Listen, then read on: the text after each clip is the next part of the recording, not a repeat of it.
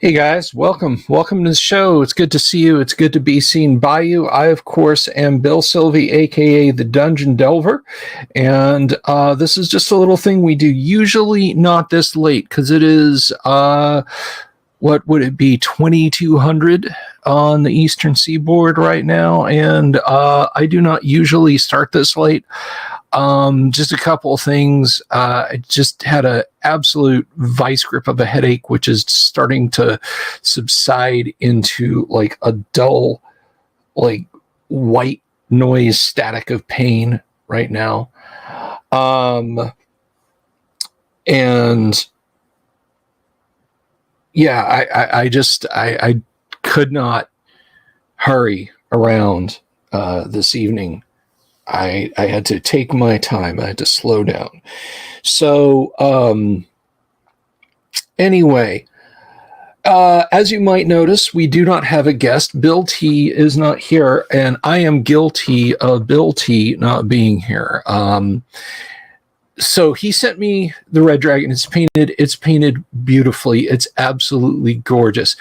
I have a couple of shipping induced, not because of Bill, not because of me, because of the USPS dings that I'm going to touch up on it. And I need to mount it back on a base so it will stand freely, so I don't have to prop it up on things, and you guys can see it in its glory. And we'll have Bill on the show. He'll talk about the painting process, about everything that he did to prep the miniature, his experiences painting it, just all that sort of thing. And it's going to be good. But when I talked to him today, I said, look, I got a few things going on. Mrs. the Dungeon Delver doesn't feel well. I've got a splitting headache, and the mini is not mounted to a base yet. So what do you say we rolled this back to like next week? And he was all for it. So I thank Bill very much again and always for his patience and his countenance while I get everything squared away. Because when we do have him on next week, and you guys can really get a good look at the mini, you're going to ooh and ah as much as I did when I saw it. So I'm excited about that, and it'll get here hopefully soon. Or it'll get finished hopefully soon. What am I saying? Now, there's a few other kind of businessy things that I wanted to touch on vis-a-vis the show. If you've been here for a while, you know that at the end of the show, I do a credits roll that shows everybody who contributes on Patreon or is a show member, which are things that you can do if you want to support the show that way. If you follow the link to Patreon, it's patreon.com/thedungeondelver. For as little as $1 a month, you can support the show. At the $10 level, every month, starting at the end of this month, you will receive a miniature, a short form first edition Advanced Dungeons and Dragons module written by myself or by my co-host Kyle Schuant, that you can just sit down and say, hey, I need a quick adventure. Boom, here we go. Yes, I will touch on the set lighting in just a minute, Fuchsia, and thank you very much. So I like to say thank you. I used to go down through a list reading everybody who supported the show, but I have a pretty fun credit sequence that you guys, it's Owl Bear, and then there's I think, a pretty well-produced end credits roll. I've got Boganora's name, Kyle's name, our wonderful musicians. Owl Bear is, of course, by Bob Antone, and Summer Mountains, our opening theme, is by Bards of Greyhawk, although you don't hear the full Summer Mountains track. but a lava lamp, yeah, I think a lava lamp could be a lot of fun.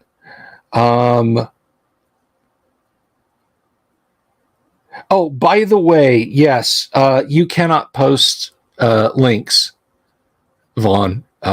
It's just a function of YouTube. It's nothing I can control. So anyway, I do that, but at the same time, for the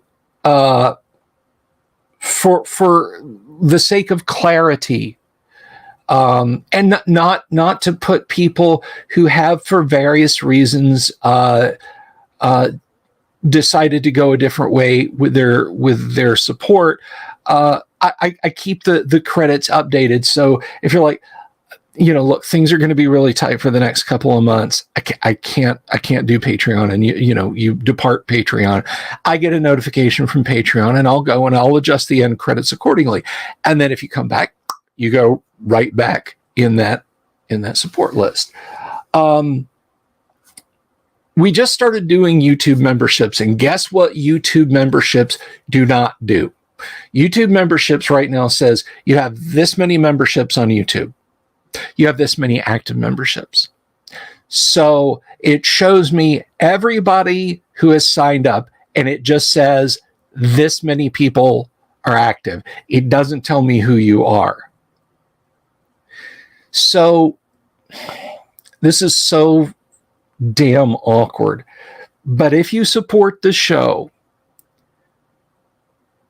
or rather, if you supported the show through a YouTube membership, and for whatever reason, maybe you decide it's not for you, maybe you're going through a financial tough time, maybe you're like, oh, I saw your videos about Magic the Gathering and stuff like, I thought this was a Magic channel, and I don't want to, maybe you've decided you hate my guts because I said something on a live stream or in a video, and you're like, this guy's crap. Okay. If you could just, it doesn't have to be public. I have an email address that is in the end credits roll.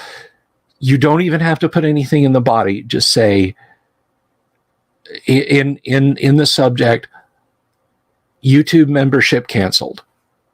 And then I can adjust the roll. Now, if you come back, if you've ever been a member, if you come back, once again, YouTube doesn't tell me. So send me an email that says YouTube membership reinstated. Because once you're on that, if 500 people became YouTube members tonight and 499 left tomorrow, and then they all came back the next day, YouTube wouldn't give me any notifications beyond saying you have these sign up, just so I can be up to date on the end credits. I'm not upset at anyone, that I am not rattling the tin cup. I promise. I just want the end credits piece to be to be accurate. Now, if you find yourself in a situation and you say, hey, I got to dip out of memberships for a month, 2 months, 3 months, whatever, but I'm going to come back, then I'll probably leave the name in the end credits. So there is no, there's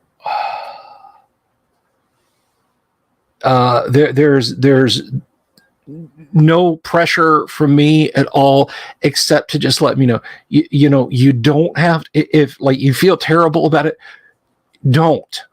Okay, there's dozens of creators out there. I wish I could hit their top tier Patreon every month and get all the cool stuff that they offer, but I can't. And they understand that. So, and again, this is just for YouTube memberships. Patreon has a mechanism built in. Oh, Magnificent Devil, thank you very much. Thank you. Thank you, Magnificent Devil. I appreciate that. That's really awesome.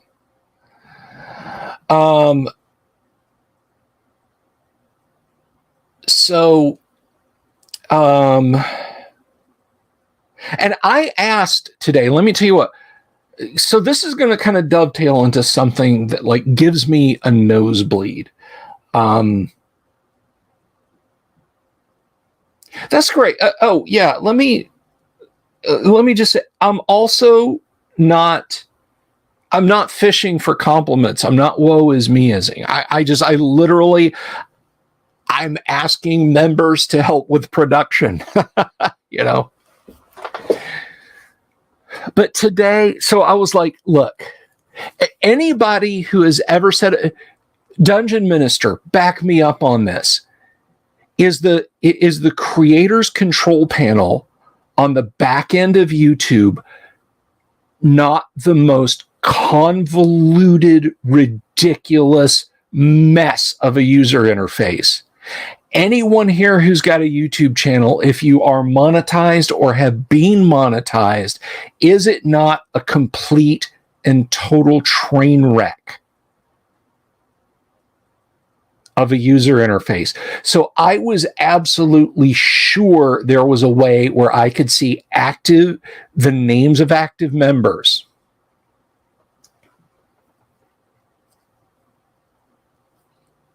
Oh, LHRPG. Again, thank you so much for the super. And I was not fishing. I was absolutely not fishing. I apologize. But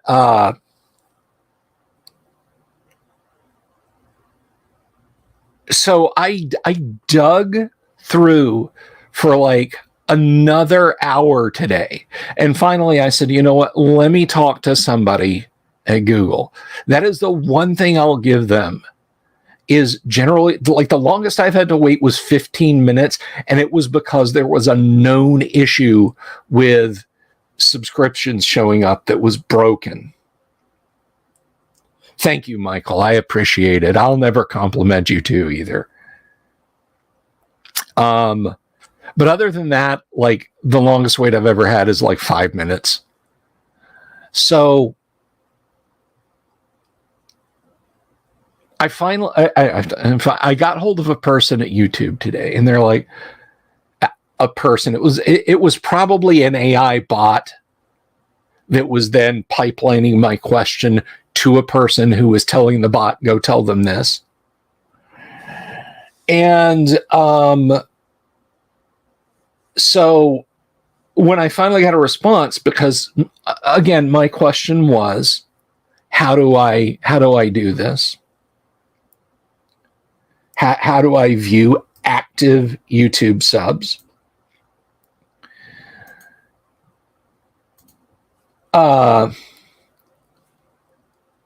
They came back and said, well, you can't do that. That's not a feature.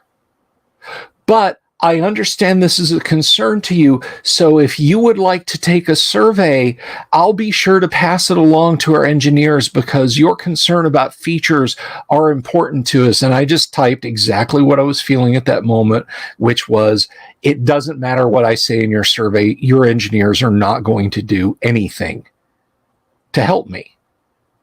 They're not going to add it as a feature. They're not going to pay attention to what I say. It's not going to be read by a person. It's going to be parsed by a few AI bots and then ignored. And then I just ended the conversation because I was done. I was a little irritated that you can't view the names of active members versus the names of people who've left. And that gets me into the next thing. There's a bit of YouTube drama. Now, I've talked about this channel before, never in a positive way, and I have even less of a reason to talk about it in a positive way. And this has nothing to do with tabletop RPGs, but it affects geek culture directly. There is a YouTube channel called Linus Tech Tips. Linus, whatever his last, I don't remember his last name, and I don't care. Is this kind of awkward, gawky, great value Jim Carrey kind of person in Canada who has amassed a multi-million-dollar organization and a huge org under him. There's like 20, 30, 40 people working for him. And I'm going to come back to that. You guys remind me, number of people.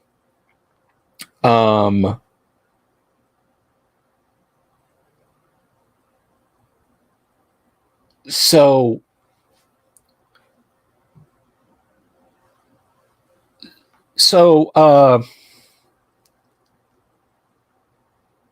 a few weeks ago, a company that makes a cooler doohickey for video cards, for specific models of video cards, they machined an entire cooling unit out of copper, which, if you know about cooling, it's a very efficient cooling medium. And they sent him the prototype to review and the proper video card to review it on. And they went on their show. They didn't attach it to the right card. And by not attaching to the right card, it wasn't touching the card. It was literally just kind of bolted to the PCB, but not touching the parts of the card that actually get hot. And for those of you for whom, you just see a computer as a magic box, if you have a gaming computer with a gaming video card, understand that your video card, without cooling, would destroy itself.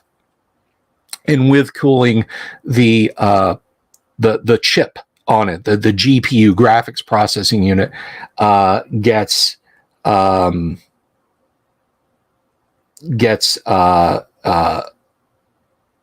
to several hundred degrees Fahrenheit. We talk in freedom units here. So cooling, whether it's air cooling or liquid cooling, is of incredible importance if you have a high performance card. So they said, well, this thing is crap. The manufacturer got back in touch with them and said, hey, you didn't use the video card we sent you to test this on. You used it on the wrong card. And in their little weekly wrap-up show that they do, Linus and his co-host said, could we have spent a couple of $100 and another hour doing this properly? Yeah, but nothing in the world was going to make this thing work right. So it wasn't worth our time and it wasn't worth our money. Another tech YouTube channel called Gamers Nexus, which you might think with a name like Gamers Nexus, they're like, whoa, check out the new mods for Skyrim. Look at the new, Starfield's coming out. Get it preloaded. No, they are propeller head scientists. They may have started out 10, 12 years ago when YouTube was brand new with talking about upcoming video games. But nowadays they have like materials science labs that they examine stuff with. So what happened was they watched this video. Gamers Nexus watched this video and said, that is incredibly dishonest of you. That is unbelievably dishonest of you. You are making a bad name for tech reviewers, and you're slamming this guy's product. To put this in context of us talking about tabletop stuff, and I'm seeing the number of connected viewers drop down.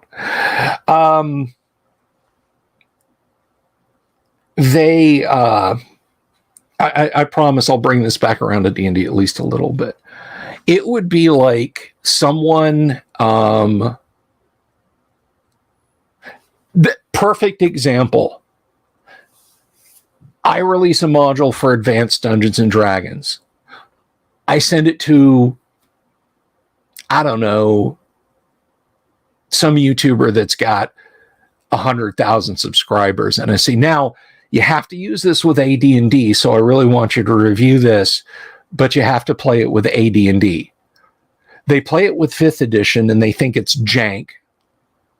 Like, why aren't you explaining this? That spell doesn't work this way. Why are these character stats like this?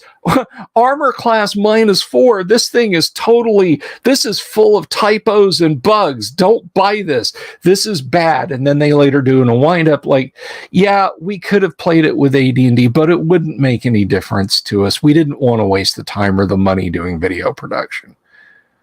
We put out 5 videos a day, 5 days a week. We're not gonna review this like it should. That is what they did. That is what Linus Media Group did. Now, imagine that I've done this and I told them that is my only manuscript. I wrote it by hand. I typed it on a Winchester typewriter. Please give it back. And they had a convention, an in-person, in real-life convention, and sold my only manuscript. Kind of like Frank Mintzer does when he, unearths Gary's manuscripts in his belongings. Linus Media Group took the prototype cooler and auctioned it off. And their response to this guy was, sorry, bro, we don't know who we sold it to.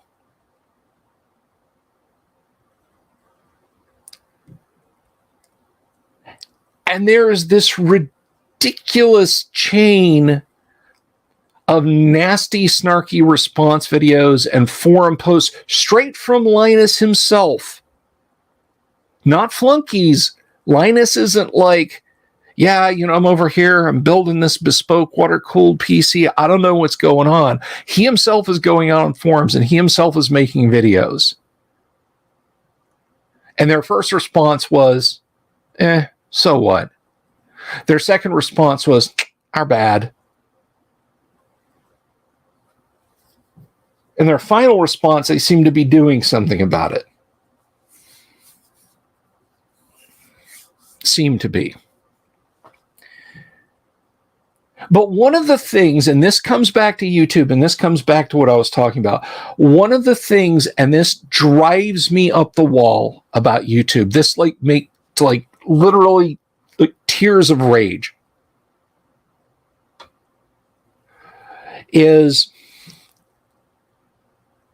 if you are Linus Media Group, if you are Sniper Wolf, if you're PewDiePie, if you're MR Beast, if you're whoever, you have access to ranges of features and direct contact with people at Google who watch the specific hard drives that your videos go up to on their servers, and can ask. When Linus Media Group started issuing apologies and stuff like this, they had the ability to replace a video in place. I can't go onto YouTube and put a new video in place of an old one, even if I come in and I explain, okay, so the video that you think you clicked on, a seance with Gary Gygax's spirit, was in very poor taste, and I shouldn't have done that. So this is the apology video. You can delete the video, you can private the video, you can unlist the video, but you can't change the video once it's in place. Linus Media Group can. Why? Because they make YouTube lots of money.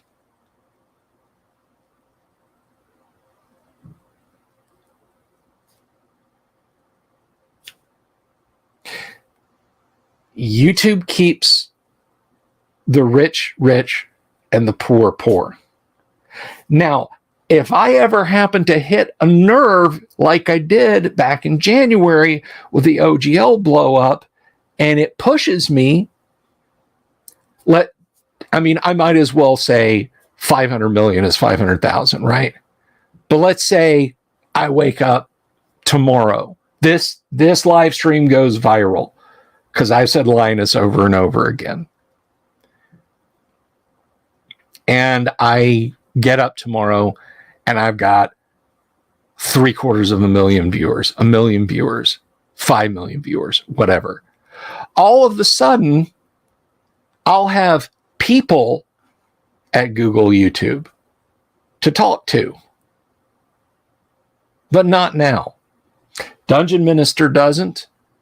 Vile Necromancer doesn't. RPG Grandma doesn't. Paint Minis Live doesn't. When Doomsword gets his channel going, he won't. It's literally a caste system at YouTube, and it frustrates me. It frustrates me to no end. I promise you guys, if I had 6-figure viewers, if I had 7-figure viewers, if I had made that call today, a live person would have called my phone and said, "Hi, Bill, absolutely, we can do this for you."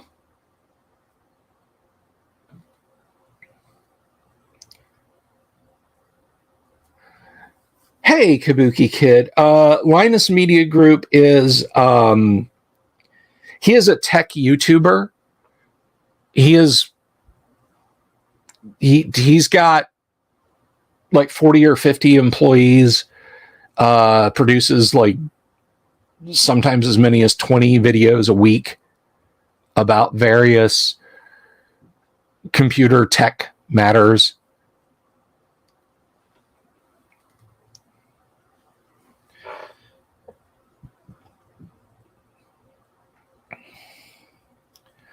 PewDiePie. Now that's a name I've not heard in a long time. That's my best. That's my best. Alec Guinness. So I just kind of wanted to rant a little bit about that, because it was very frustrating, and it's more frustrating because I had to come to you guys. I had to come to you guys. It should not have been something. And I apologize to anyone who is a member on the channel. That's embarrassing for me. I feel embarrassed that I have to ask you that, because there's some people that might feel embarrassed that they had to leave, or there's some people who might be angry at me and just, might be like, because screw you, that's why.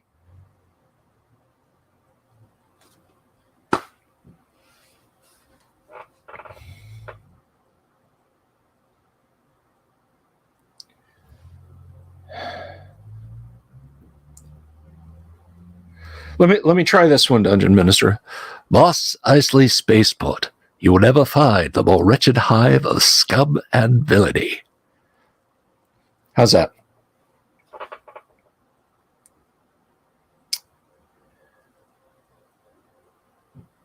Trust me, Kabuki, you are not missing a thing. Linus himself, I'm sorry, Tech Linus might be a completely different person from real life Linus. And I'm going to tell you straight up, the vibe I get off of him when he just kind of kicks his feet back and does his little weekly wrap up stream called the WAN show, I very much get the vibe that he is not a nice person.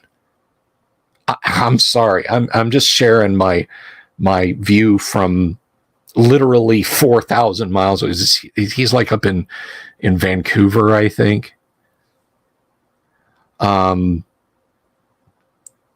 I just get the impression that he's not a nice guy.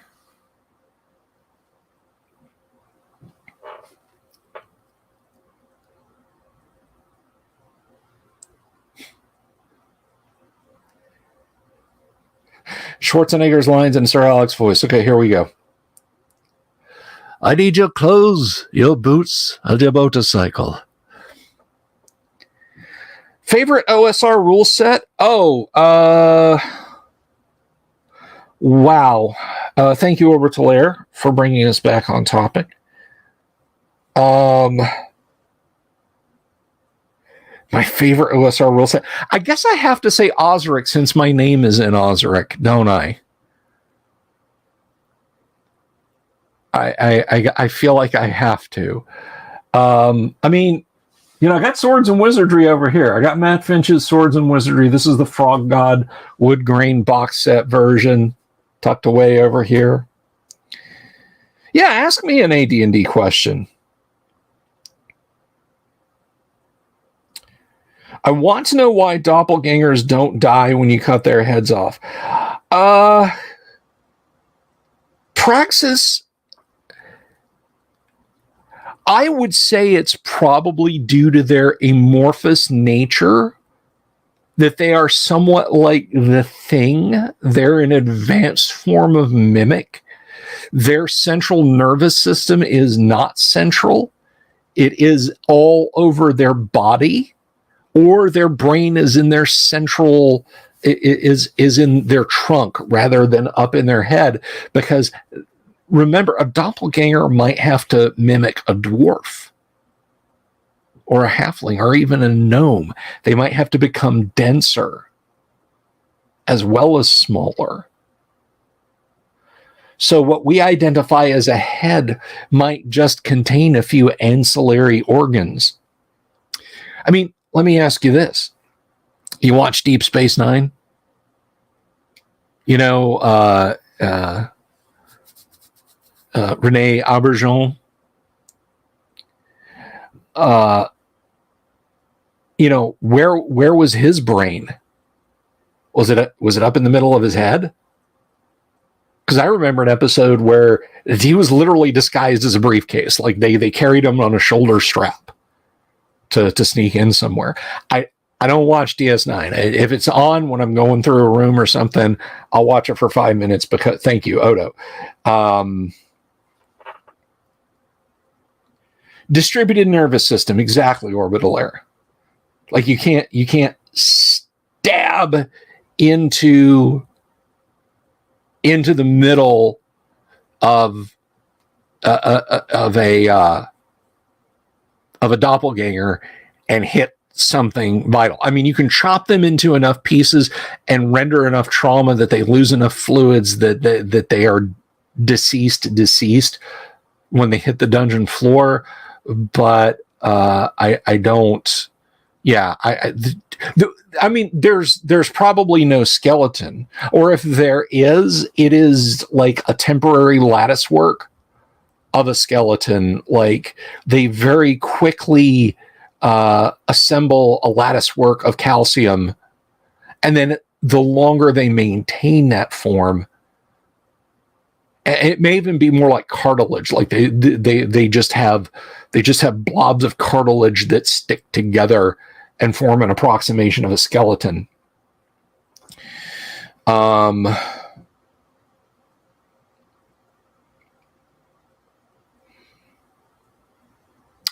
yes, Orbital Air, Osric. Yeah. The way to publish first edition AD&D, in fact, is to just write a module and say it's Osric compatible. Now you can lie. You can absolutely lie and just say, oh, it's Osric compatible. And what you mean is it's AD&D compatible. And your typos are simply correct for AD&D and incorrect for Osric. That's what I recommend you do.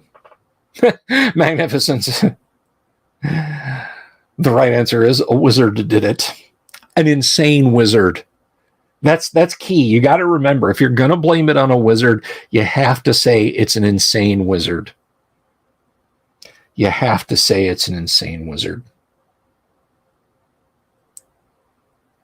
I figured that's what it was, Praxis, about cutting off the head of a doppelganger. But yes, you can get the PDF of Osric for free.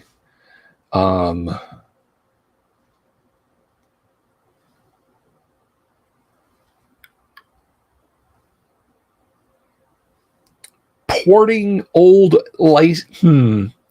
I'm not sure what you mean. I mean they belong to Wizards of the Coast. The modules do. The IP is theirs. So if you like if you take Tomb of Horrors and you say, I'm going to republish Tomb of Horrors, but I'm going to say it's for Ozark or it's for Swords and Wizardry, and I'll be in the clear. No, you won't. Now, writing a module and saying this is for Swords and Wizardry or this is first edition AD&D, or this is Swords and Wizardry or this is Osric compatible, and publishing it should be okay.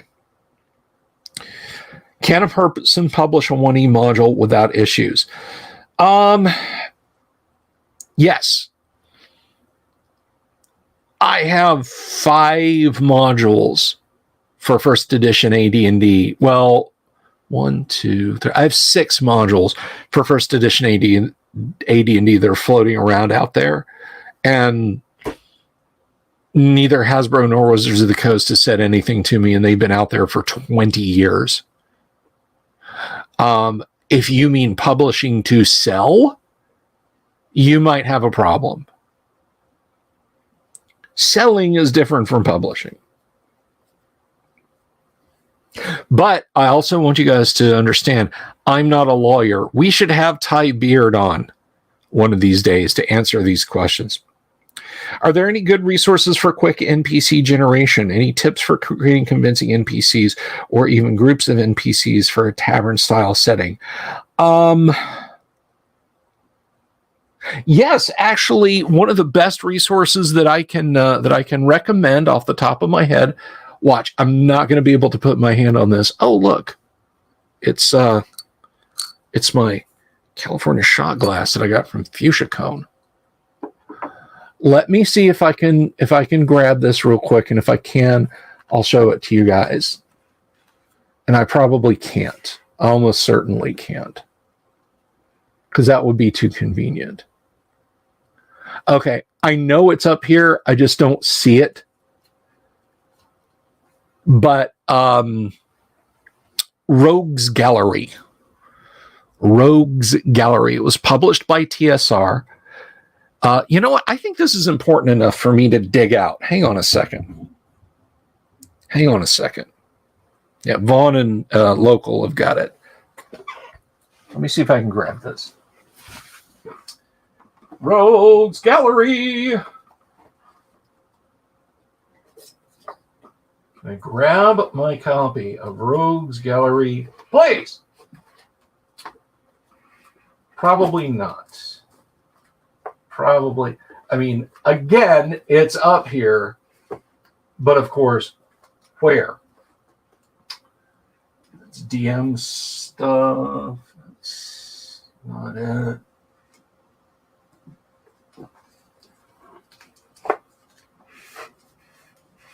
That's Dragon Magazine.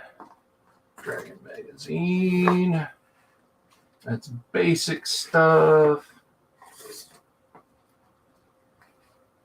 That's a Dungeon Master's log. Okay. So I can't find it. But Rogues Gallery is basically, it is a series of spreadsheets, old school spreadsheets. And there is a shorthand notation style for weapons, personality, relative wealth, appearance, all of that for all of them.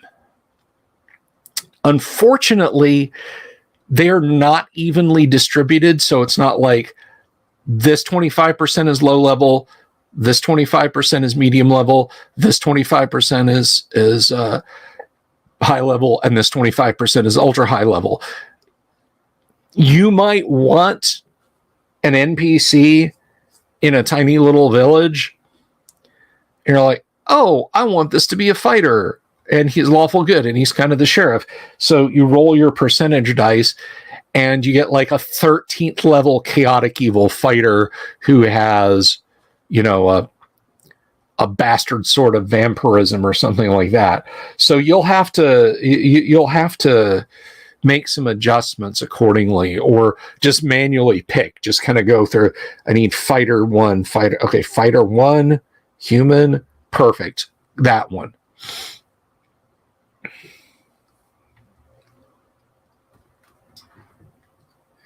I want to, man. I want to find it. Give me a second here, guys. I want to see if I can put my hands on this. Hold on. I want to find it.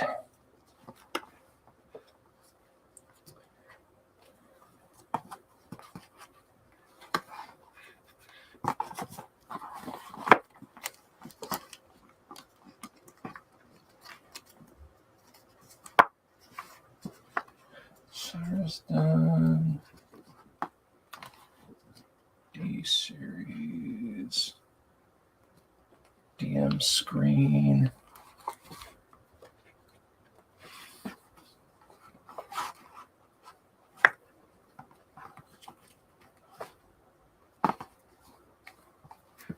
Well, maybe I won't find it. Maybe I can't find it. Put it down here. Nope. Maybe it is over here.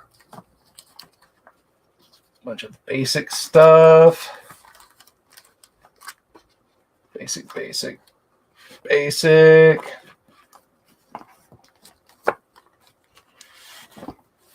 Yeah, I just might not be. Aha! Here it is. It should have been with the Dungeon Master's referential material.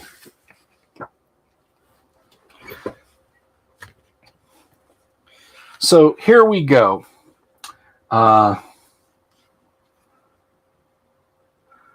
Yes, there was a green cover with different art by Jeff Easley. This is Errol Otis's art, as you can see. Okay, so let's take a look real quick. Clerics. I just happened to open a Clerics. So here's an example of what I'm talking about when I say spreadsheets. I know that's not in focus. But there's literally 100 clerics here. So I might say I want a human cleric who is, let's see, a first level human cleric. And I've got one here. Oh, I just lost it. And find it again. Here we are, 16, level 1. 6 hit points, human, neutral, and then there's a numeric value for their appearance, their personality, wealth, and all that. And any magic items. So right there, get yourself a copy of Rogues Gallery. We should do a deep dive on this one night. We should take a look at that. So it is kind of convenient. And a PDF copy of it, of course, means that you can very quickly search for things. I know a lot of people, and I include myself in this when I say a lot of people. Take care, Vaughn.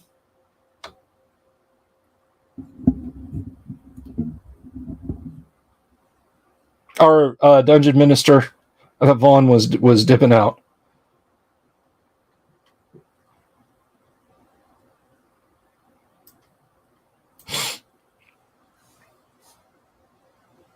So yeah, we can do a deep dive one night on it.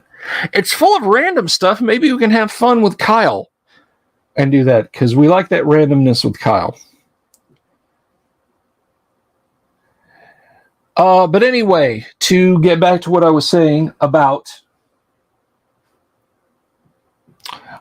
it is a worthy addition. One thing I want to caution you about, though, and I really feel like I should warn you, before you buy this. There are stats in here for... Oh, and conveniently enough, you were asking about parties. There are some pre-generated dungeon parties in here too. PML. One thing I should caution you about, in here are the stats for Big B. And I think Mordenkainen. Eric's cousin is in here.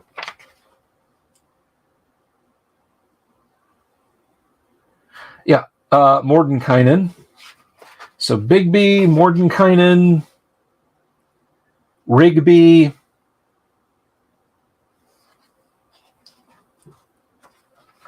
and okay, those are Gary's only characters in here. Brian Bloom wrote this. Brian had never seen Gary's character sheets. He only knew Big B, Rigby, and Mordenkainen's exploits from tables and from gaming with him. He did not know what their stats were. He did not know what their magic items were. He had a general idea of their alignment. Mordenkainen's stats are available in Mordenkainen's Fantastic Adventure. Those are not Gary's character stats. Just want to warn you. Just want to get fairly warned, be ye, says I. But there are lots and lots and lots of NPCs in there to have, to use, to incorporate in your game. And I heartily recommend adding it. Brian Bloom's feelings, his attitudes aside. And it does have some amazing art in it. I would like to get this autographed by Errol and by Darlene and by David S. LaForce, because they all did art in here, and it's all wonderful. There's also a piece in here by Greg Fleming, but I don't think he really makes... Oh, and there, I forgot, there's a couple by Jeff D. also. There's a piece by Jeff D. But I don't know that Greg K. Fleming gets around to the convention scene. But yeah, I'd love to get this autographed by them. Perhaps if I go to GaryCon next year, I can do that. Talk about the Lizard Man character. Okay, I'll talk about the Lizard Man character. Now, I want to point something out. A lot of people try and use some of the characters in here as some sort of gotcha, like, aha, Lizard Man character, Centaur character, Mr. Oh no, it's only the humans and demi-humans. Right there's proof that I can have my nine-tailed Griffox Tabaxi winged Serpent Folk Ranger in your AD&D game, and it's canonical. No. These two characters came about because of reincarnation spells.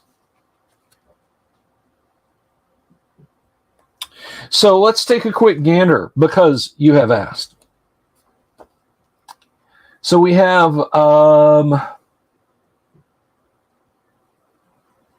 Phoebus. Phoebus is presently a lizard man, but certainly has not been all of his career. Has not been this all of his career. Originally a fighter, Phoebus rose to 10th level before he was slain. A cleric being unavailable, a druid was prevailed upon to perform a reincarnation. Phoebus returned in the body of a lizard man. He is the source of wonderment to those who are unfamiliar with him. He is fairly intelligent and can speak several languages. When most expect lizard men to be savage and cruel, Phoebus behaves with a good nature and... I'm sorry, it's a little hard to see. Phoebus behaves with good nature intact. Due to the attention his own condition draws, he has learned to be tolerant of others, but his patience is not infinite. Phoebus usually tries to help others and will rarely befriend adventurers. And it just kind of goes on like that. So notice, though, it refers to his state as a condition, and that people are astounded by him.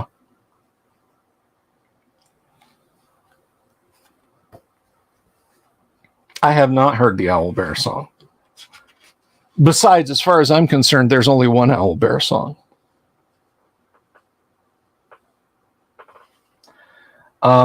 Now, as for the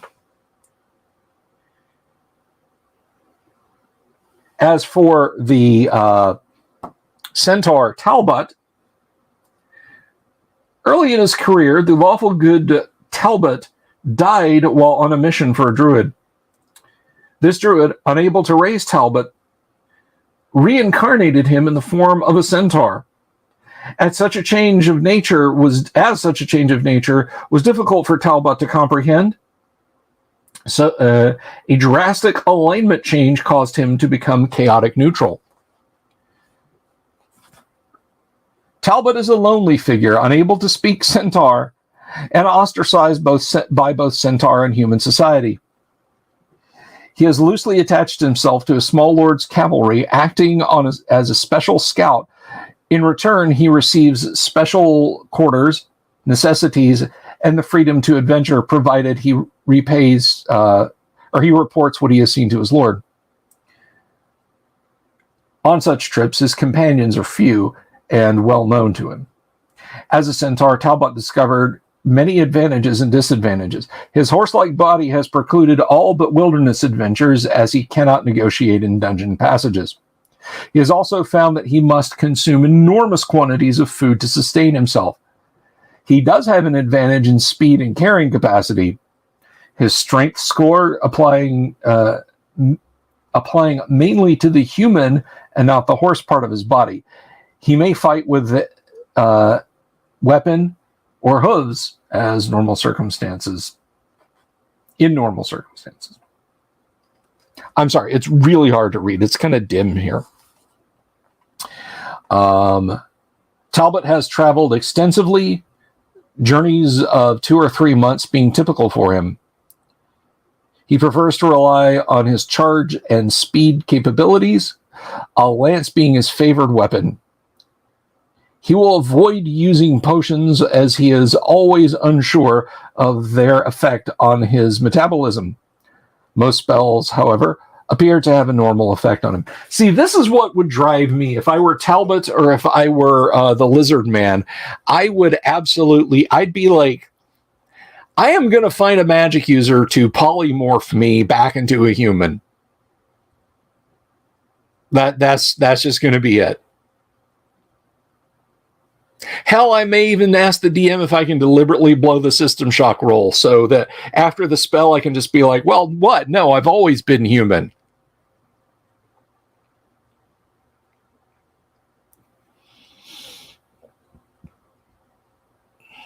This Rogues Gallery sounds like an amazing tool. I'm a newbie to the RPG scene, and this knowledge needs to be spread through the realm. Yeah, heck, get it. You know what? Let me see something here real quick. Let's see if it's on drive-through. Thanks for hanging out with me, by the way, tonight, guys. This is a lot more positive live stream than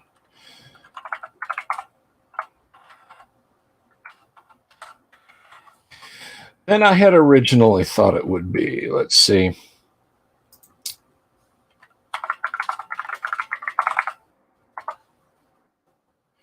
Rogues Gallery. Oh, good. This is like 9,000 entries of Rogues Gallery. Okay, here we go.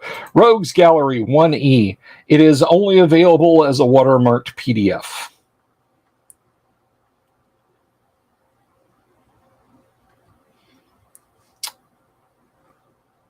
So, yes, it is available. I will throw up the link real quick. And I mean, at the price, good Lord.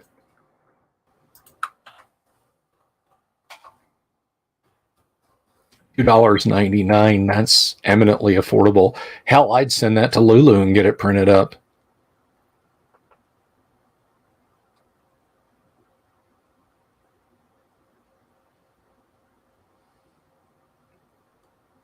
And it does give a good deal of flexibility. It absolutely gives a good deal of flexibility. I mean, for me as a DM, if you could pull it off, like it would require, I think it's going to come down to the quality of the PDF. It would almost be worth it to take it and reformat it, just to go through and bunch things up by level. You know what I'm saying? Like, here's a table of low level, and just redo it. Just make your own spreadsheet in Excel or something like that, but using that data so you could just copy and paste it in.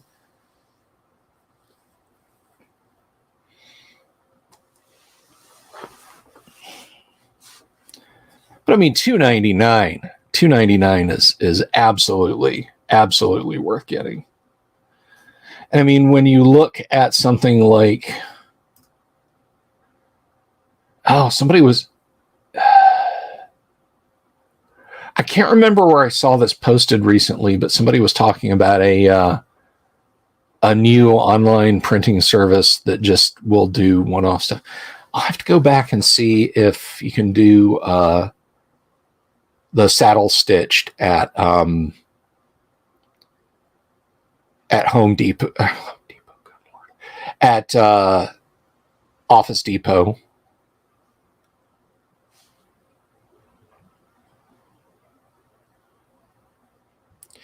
Narrative. Any tips to describe thriving life in your setting? Show, don't tell. Put your characters in the middle of it and let it unfold.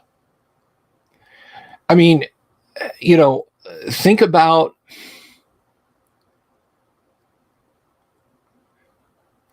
fantasy movies that show normal, ordinary life or scenes from them. Aquila in Lady Hawk. Where else? Hobbiton in Peter Jackson's The Lord of the Rings.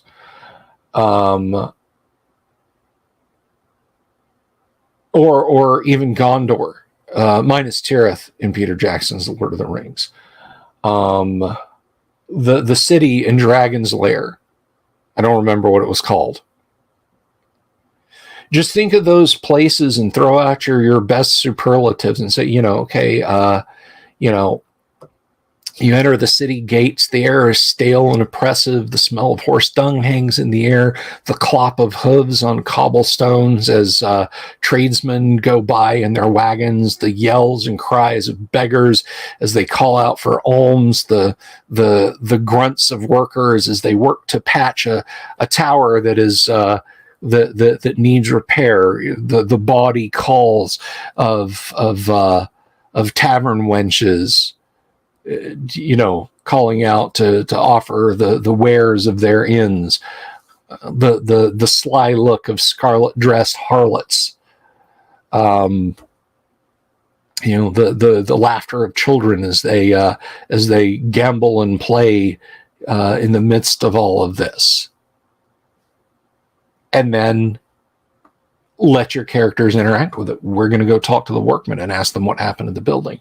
I'm going to go see what that lady in the red dress has for sale. You know what I mean? My character is dying of thirst. He's going to go to the inn. I'll play hopscotch with the children. Just do that. Just show. Don't tell. Just like you don't want characters, you don't want players to bring you, a 20-page narrative about their character. Don't make them drink from the fire hose either. Give them a taste of it. And then let them fill in the details. Let them say, Well, I'm going to look for the oldest church in town because, you know, I'm a follower of Fultus, and Fultus is the oldest god in the good Greyhawk pantheon. So clearly the oldest looking church building is going to be a church of Fultus. Well, now you've got something to work with.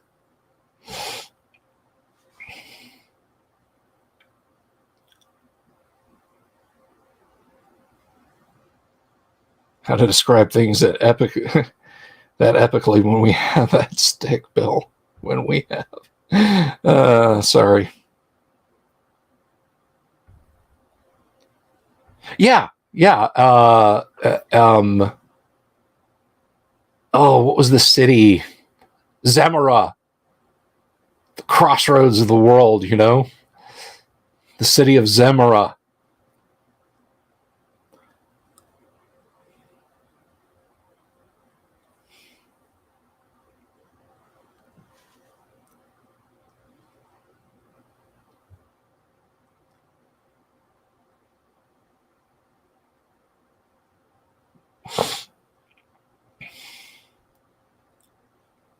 See, I always heard an R when in the, you know, Black Lotus, Stygian the best. This better not be Hagar. I always heard Hagar, like Hager or Hagar.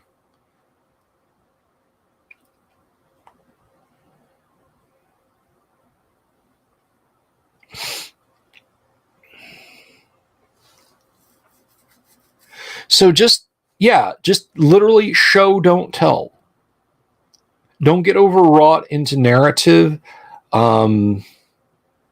Just a few descriptive words, and as the characters talk about what they're doing, let them experience it through their own eyes and their own feelings. The cartoon Viking, you mean?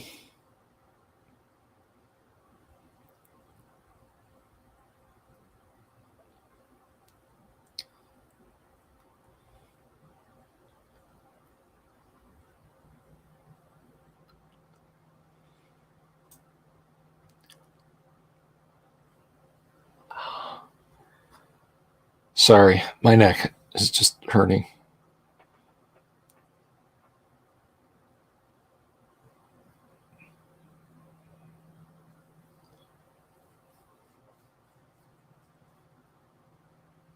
Oh, well, thank you for hanging out with us, PML. Despite the fact that I stood you up tonight. I'm going to give you guys a little bit of a preview. I want you guys to see this here, what PML did. Look what you've done, Paint Minis Live.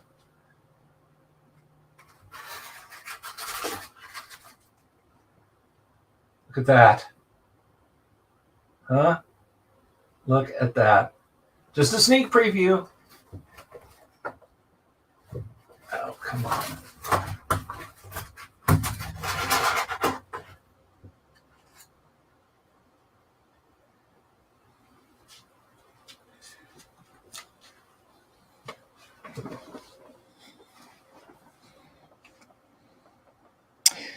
Orbital Layer says, I don't remember the 1E DMGM Player's Handbook. Yeah. The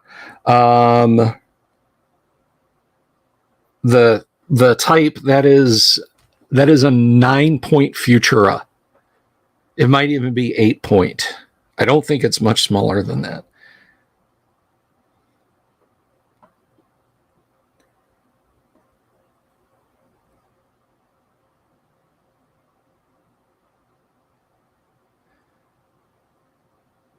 You know, it's funny, and I the further along I get, the less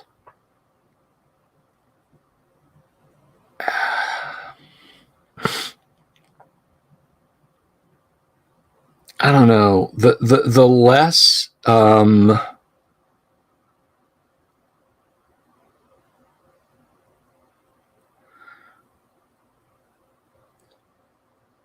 now let me be clear. When I say the less I like it, I don't mean like some invested hatred.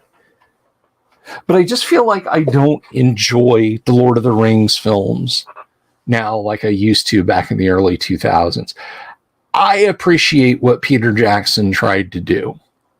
And I think when it comes to bringing a Lord of the Rings to us, he got it about 70% right. On average. I feel like Fellowship of the Ring was probably 90%, 85% maybe.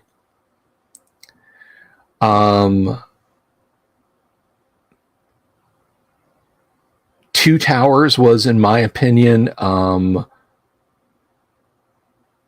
probably the low point of that trio of movies. I would say Two Towers was probably 60%. I was so unhappy with inexplicable, it's like, oh, we wanted to have Tom Bombadil in the movie, but there's just not enough time for everything. You literally made up a 30-minute section in the Two Towers that didn't exist in the books. The attack of the wargs on the people fleeing to Helm's Deep, and that ridiculous sequence with Aragorn falling off a cliff and all that jazzmatazz. You were making stuff up that wasn't in the books. The excuse of there wasn't time to put everything we liked in the movie is just that. It's a terrible excuse. I think Return of the King kind of brought it back a little bit.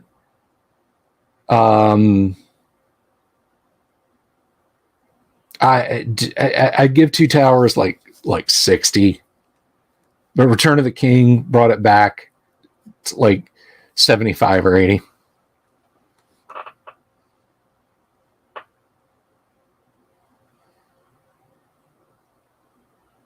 Oh, somebody asked me something. No, Rings of Power is trash and don't watch it at all. Yes, Vaughn, Shelob is in there. I think if you had tried to cut Shelob out, there would have been like blood in the writer's room. Now, I mean, one thing that's, I don't think a lot of people know this, but it's very true, is Christopher Lee was friends with J.R.R. Tolkien. So Tolkien had a voice. Tolkien had a voice somewhat in the production of Lord of the Rings. And like when people would like common things that I thought were pronounced a certain way in the Lord of the Rings, and they talk about this extensively in the production notes of the film on the DVD. Like people would say, "Oh, it's Mortar." Mortar, like mortar, but with a D instead of a T. And Christopher Lee would come over and he said, No, Peter, it's Mordor. It's Mordor. And how did Christopher Lee know? He was friends with J.R.R. Tolkien. So that's, yeah. And then, he got, The Hobbit should have been one film. It should have been 1 3-hour film. And again, well, there wasn't enough material. We had to do so. No, you didn't. And the whole thing with making up an elf character who's in love with one of the dwarves. You made up stuff to pad out the runtime, when if you had left that out, you could have had, I don't know,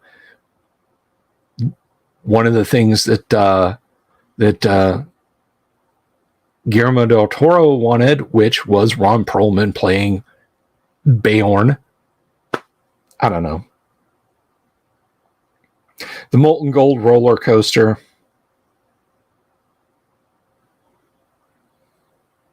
Now, something, okay. We really should have gotten the Scouring of the Shire. The closest we got was the visions of fighting going on in the Shire in Galadriel's mirror. And Jackson said as much, like that was all they would give me. But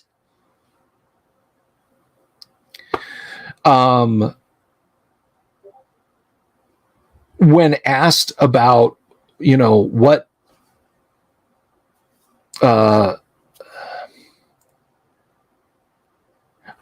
Tolkien said that the death of Saruman at the end of the Lord of the Rings, not the very end of the Lord of the Rings, but the penultimate end of the Lord of the Rings.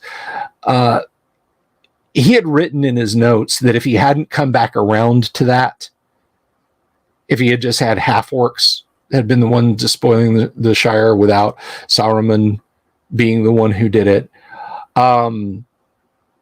that literally would have just been it. Like Saruman is shut up in his tower forever. So the movie actually kind of clove a little bit closer to Tolkien's original vision there.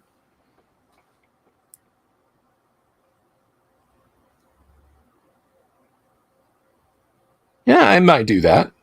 I like that, PML. I'm going to steal that idea. Thank you. That belongs to me now. Copyright, Bill Sylvie, Dungeon Delver. Donut steal. So I can't. I can't fault too much what Jackson did there, but I mean some of it. We know that Denethor was not okay. And to be fair, John Noble did a pretty good job, but the food running down his mouth and, eating the tomatoes and stuff like that, and Faramir being a borderline psycho. I just ruined Faramir. Didn't like that. Didn't like that.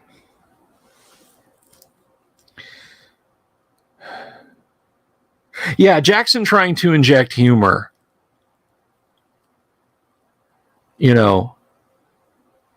Although I will say that 20 years of separation, people don't get. Let me tell you something. I had a friend. He's no longer. I don't know if we're still friends. I haven't talked to him in a number of years. I hope we still are. I really do, because I really care for the guy, but that's for another time. But I remember in the late 90s, a friend of mine, and he was involved in the film industry at that time, was like, yeah, they're making a live action Lord of the Rings. It's happening. And this must have been 97, 98. I was like, yeah, no, of course they are. Bless your heart. But I mean, by that time, 97, 98, the film was already, pre-production was rolling. They were building Meduseld. And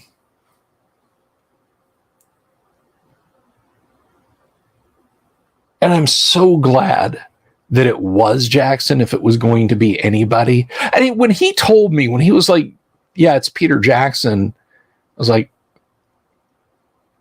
wait, Brain Dead Peter Jackson, The Frighteners Peter Jackson, that Peter Jackson? He's like, yeah.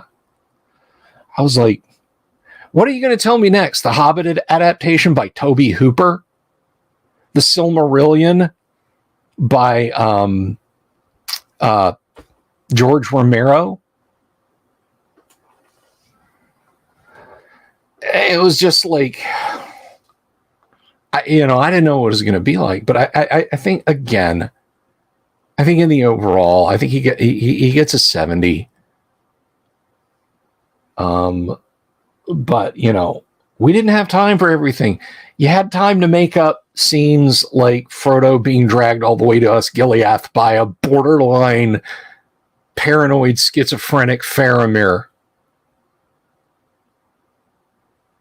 There was time for that instead of time to do it properly.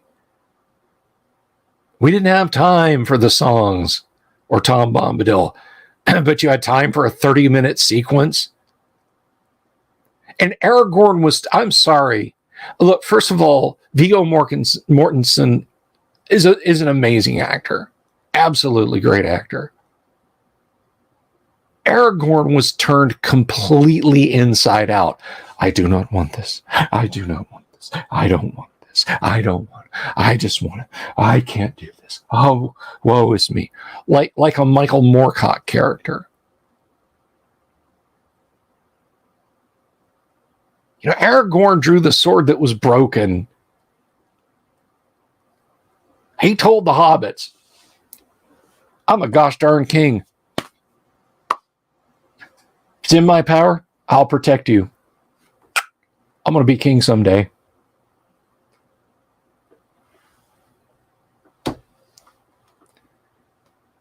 It was just...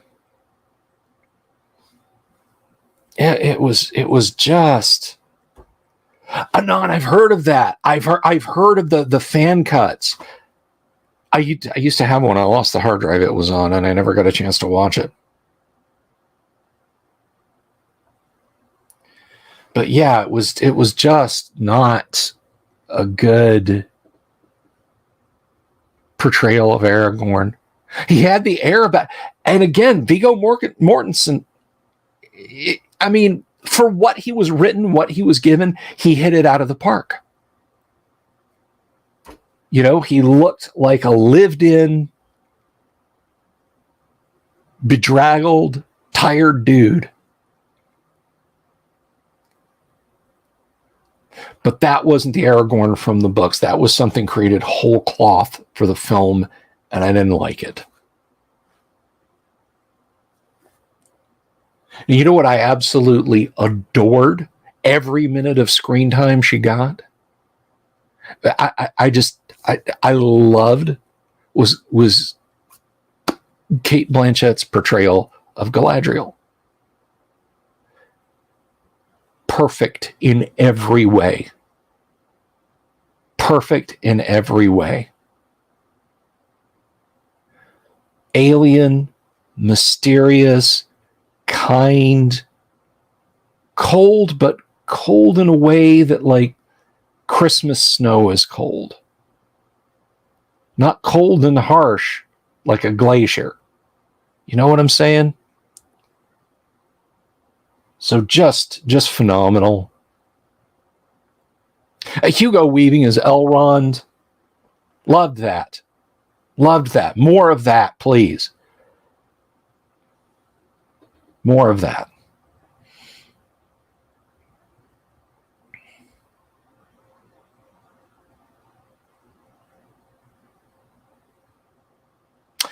Anon says, I wish we could get another hand-drawn animated series, Lord of the Rings, in the style of Bluth. The movies were sleep.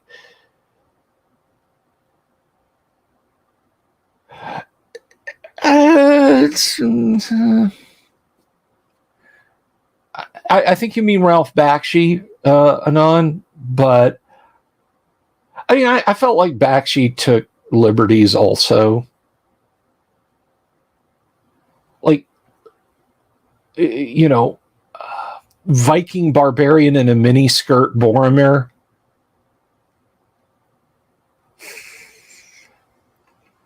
Now there's another amazing performance, another absolutely phenomenal. Sean Bean.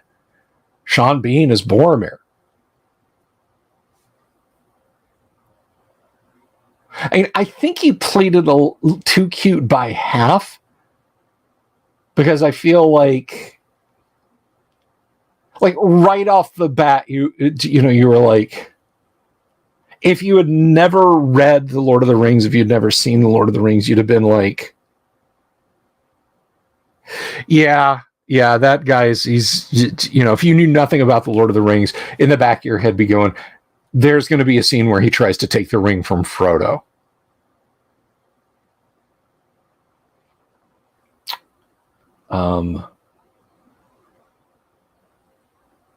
Now, I'm going to tell you this.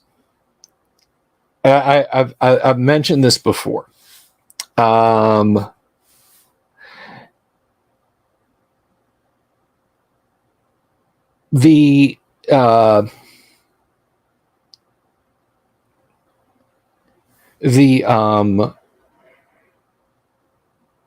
portray, like, my head canon when I would read The Lord of the Rings, literally up until 2001, when The Fellowship of the Ring came out. Because remember, guys, this is like 2000, 2001. You get a little quick time clip of the production of The Lord of the Rings. It wasn't like the movie's coming out in 3 years. Here's a 10-minute trailer, So up until the night I went and saw The Fellowship of the Ring, in my head, when I would read The Lord of the Rings, and I read it almost every year, in my head, I heard John Huston as Gandalf. I saw John Huston, animated Gandalf. Right? So he was amazing as Gandalf in The Hobbit, the Rankin Bass animated The Hobbit. I'd read those lines, and I'd hear John Huston's voice saying it.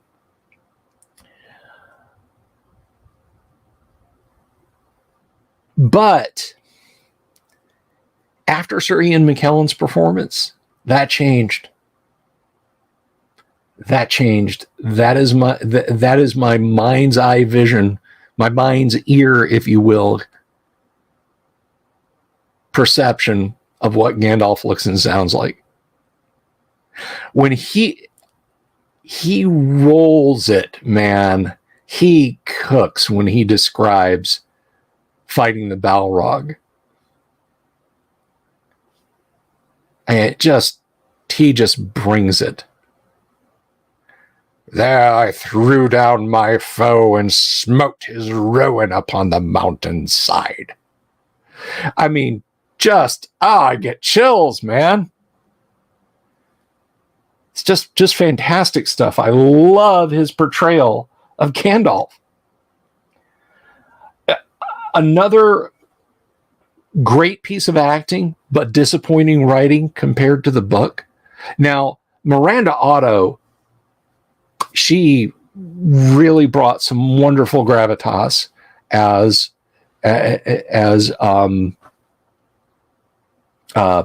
I've gone blank. Why can I not remember her name?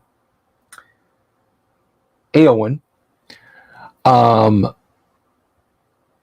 But I thought she was robbed. The dialogue between the Witch King and Éowyn should have been completely preserved. If they had given that, even if they tweaked it just a little bit, it would have given her character so much more. For living or dark undead, I will smite you if you touch him. And imagine the lines from the book delivered by Miranda Otto with the same intensity that the tiny amount of dialogue they shaved that scene down to being given. Man, I I feel like she got robbed. I like if they had really given her that scene like they should have. Oh man. The Mouth of Sauron freaked you out for weeks. Yeah, you would have been 10 when that came out. Right? PML? Lux, you're absolutely right. And I think, ultimately, I think if anyone went to see the Lord of it's like Stranger Things or even 5th edition. If somebody comes into the hobby through that door and they want to explore deeper and get into the original, then that's all the better. That's all the better. Yeah. Oh, you guys heard Lexi. What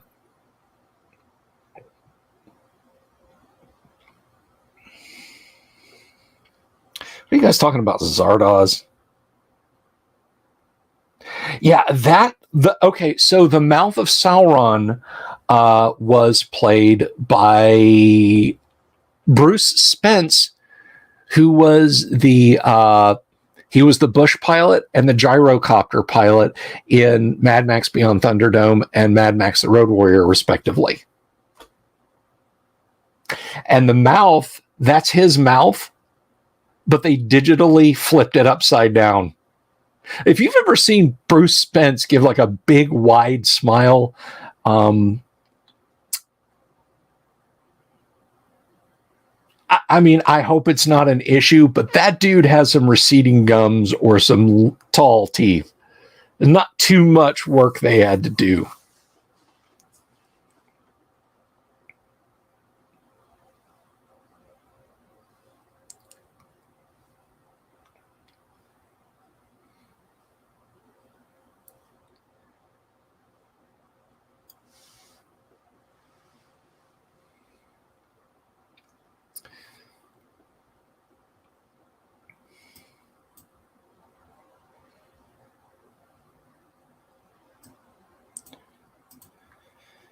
But anyway, so yeah, that's my opinion of the Lord of the Rings. Now, The Hobbit, I saw An Unexpected Journey, and I had no desire to see any more of it in the theater. My wife was a little disappointed that we didn't want to see it, but oh my gosh. I wanted to shower after I got home from seeing that just to get the stink of it off me. Did not like. I'm going to tell you guys, you guys in the in the chat, y'all talking about Watchmen, the real subversive anti-hero hero comic book. Read Brat Pack, but be careful, you might wind up on a watch list.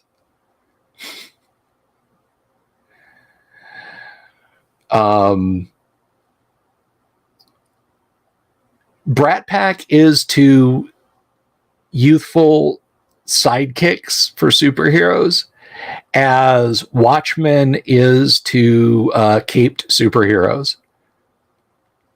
Everybody looks at The Boys or read or read The Watchmen or sees the Watchmen movie and thinks, oh, how subversive.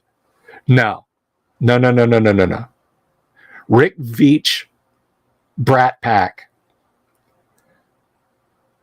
And I am sorry if you go and read that on my recommendation and you're like, Jesus Christ, what did Bill tell me to read?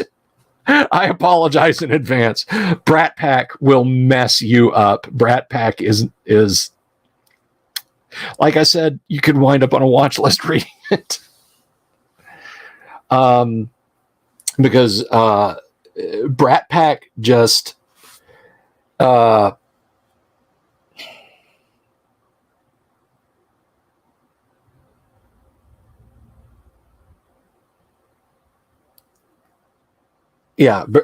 Pack is just If you're not familiar with Rick Veitch's stuff, you are in for a hell of a ride. And Miracle Man also. The one was originally published by Marvel, but they are just head trips of comic books. But let me tell you about those. I'm done with lol random deconstructions of superheroes. I'm ready to get back, like, I mean, it's funny to think of the early 2000s as a long time ago, and yet here we are. Like, the first three, I'm counting the third Spider-Man movie with Tobey Maguire, were amazing. They were comic books. Spider-Man's about as angsty as I want anymore. Iron Man 2, Iron Man 3, good stuff. Good stuff. And I don't know. The third Thor movie, I just felt like it was the last. Well, no, I shouldn't say that, because Guardians and Ant-Man, they seemed like they were having fun.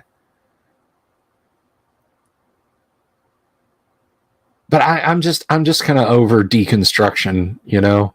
Alan Moore thought he was so clever, and I believed he was when I read Watchmen the first time. And now I'm like, I get it. If superheroes really existed, they'd be dicks. Thank you for the 411. What do you want, a medal?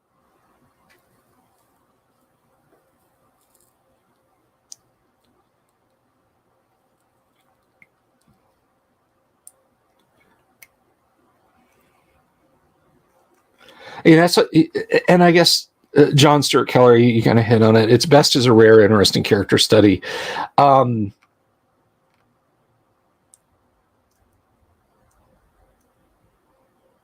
No, I get where you're coming from, Kabuki, but to come back to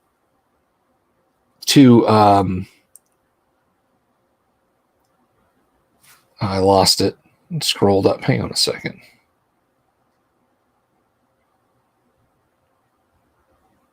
Yeah, people are like, "Oh, have you seen The Boys? Oh, it's so subversive." And I'm like, I watched like 2 minutes of it, and it's just ugly. It's just hateful and ugly. Like, if I want something that's kind of like that, like, I want to watch The Tick. You know, why couldn't Amazon have given us more of The Tick? Peter Serafinowicz is a comedic genius. I'll just say that flat out right now. Peter Serafinowicz is a funny man, and I loved reading The Tick when I was a kid. I still have my Tick Mauve package here somewhere.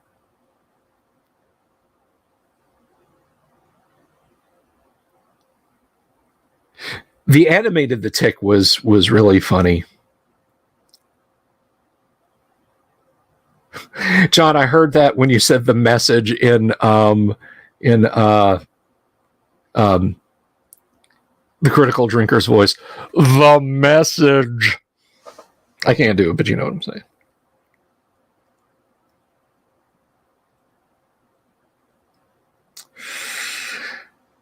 A back of the book summary of the Brat Pack. I might get demonetized. This video would get demonetized, and I might lose my YouTube channel.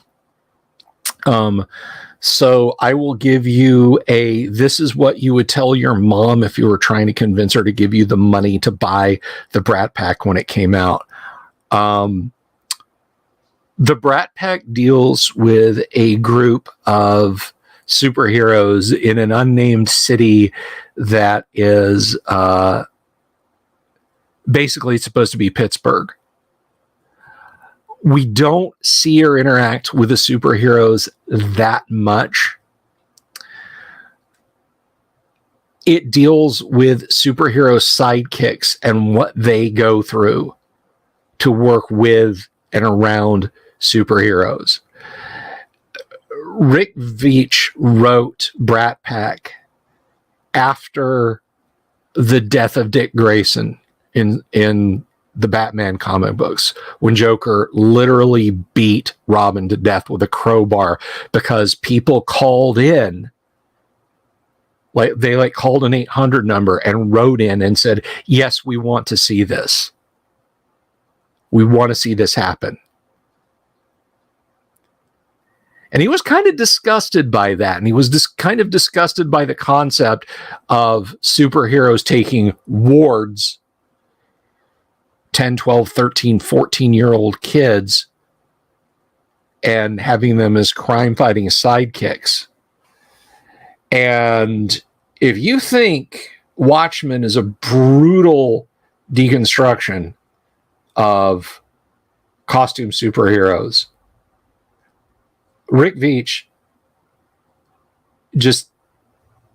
let me tell you something. Superheroes don't really have child sidekicks anymore.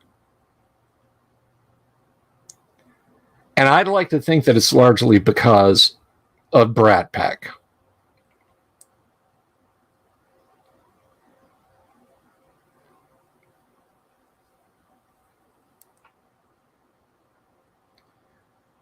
The Tick show, the Tick live action show with Peter Serafinowicz was executive produced by Warburton, which I love.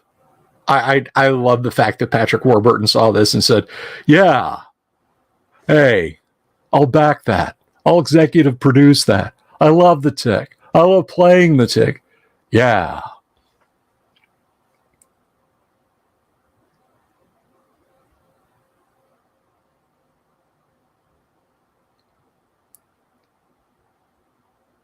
They have these qualities. Are they heroes? I don't know. Sorry. And I guess that's the question that Veitch really demands the reader think of. It's an ugly, ugly book. I mean, the first thing you got to know before you even open the first issue, it is not a superhero comic. It is an indictment. If you were one of those people that wrote in or called in and was like, yeah, I want to see Robin get beaten to death with a crowbar, you are going to get nailed to a wall by Veitch in Brat Pack. And maybe it'll just roll off of you, right? Maybe you won't. Maybe you'll just be like, whatever, lol comics.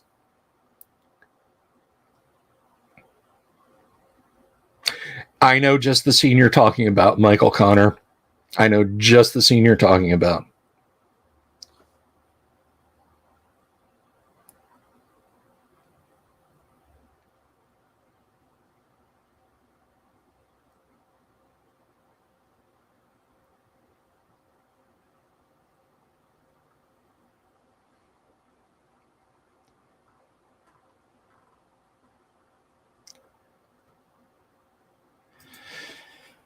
The qualities of a good villain, I think it depends on who's writing them. There were times when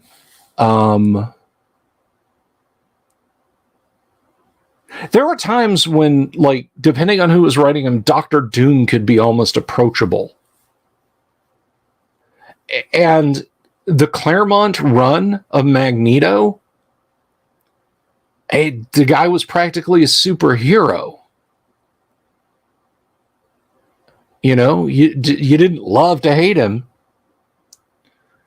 We can absolutely make the argument that Galactus is one of the greatest villains of all time. He destroys planets. But in his absorption of cosmic energy, life energy from planets, his obliteration of whole worlds, Galactus is basically recompiling a singularity into himself. At the literal end of the universe, Galactus will allow himself to be destroyed so the universe can be reborn. Or at least that's how he was written some time ago.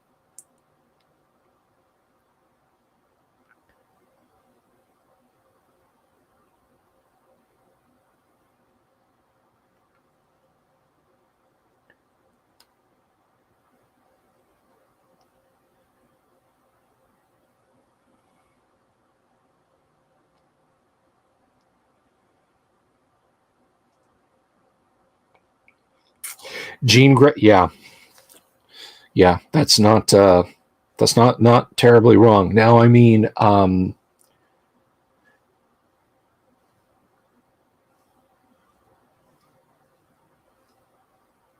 again, ultimately, it comes down to who is writing the superhero in question and what they're, quote unquote, supposed to be like.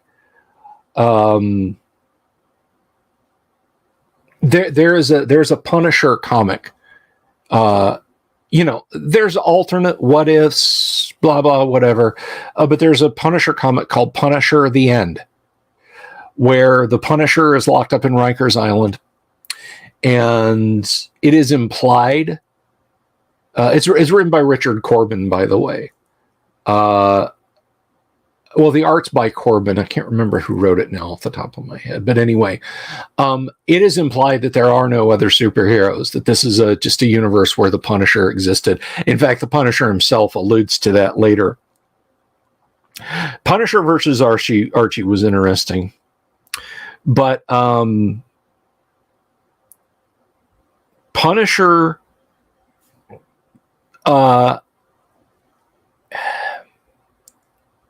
basically, it is implied that the global war on terror has expanded into a global war, and that the United States, Russia, and China are on the brink of a nuclear exchange. And it's literally a case of, we think the nukes are going to fly in the next couple of hours. The warden of Rikers Island and his assistant are given, they get an order from the state, who presumably got it from the federal level, that the prisoners in the prison, regardless, are to be unalived. And so the guards go from cell to cell doing that. And then they go to the Supermax section of the prison, isolation area of the prison. And there's only one person there, and it's Frank. Well, just as they get to where his cell is, the first of the bombs start to fall, and there's an EMP, and it cuts the power, and they're all arguing like, hey, let's get this over with. We want to get to the fallout shelter, et cetera, et cetera. And it's also implied that Punisher reaches through the bars and grabs one of their weapons, because in the next scene, it's Punisher and one prisoner are coming out of the shelter.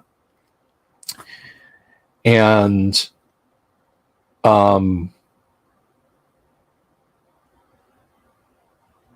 they go from Rikers Island across the post-apocalypse New York, where things are still horrifically radioactive. It's implied that whatever weapons were used were dirty bombs. Frank knows he's dying. This guy knows he's dying. And they go to a deep, deep fallout shelter that Frank knows about.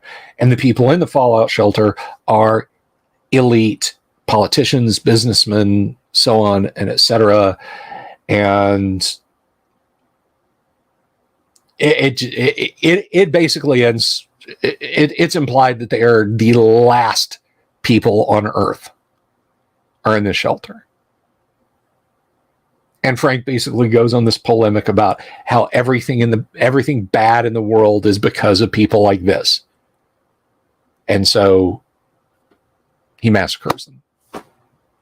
And then he leaves the shelter. He also kills the guy that he went with. And then he leaves the shelter and walks across the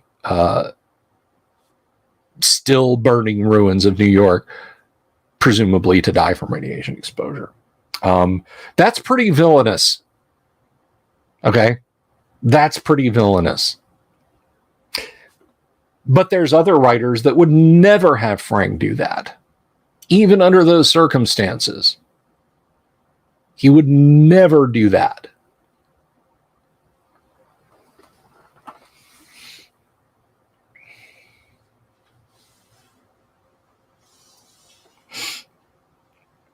So there, you know. So to the question of what makes a good villain, what makes a good comic, it really comes down to what the writers got to work with and what they're willing to work with. I mean, there's writers like some of the laziest writing in Marvel up until, and I don't know if they still do this because I haven't opened a Marvel comic in 20 years. A new Marvel comic in 20 years, I should say. But there's a this happened like I don't know how many years ago. Spider-Man got badly injured and some scientists collected his blood from where he'd had this fight and tried to clone Spider-Man. It was literally just kind of a one-off thing. But writers keep revisiting that by having these weird things happen to Spider-Man, and other writers will retcon it by saying, well, it was just another one of those spider clones. And comic writers get to where they don't like each other. Like there was someone who really did not like John Byrne or John Byrne's take on She-Hulk. So She-Hulk had a fourth wall breaking moment when the new writer came in, and literally one of her first acts was to throw John Byrne in the comic. She meets John Byrne. She's found out about how John Byrne writes the She-Hulk comics, and she bodily throws him out of a high-rise window because she's so disgusted by how he wrote her.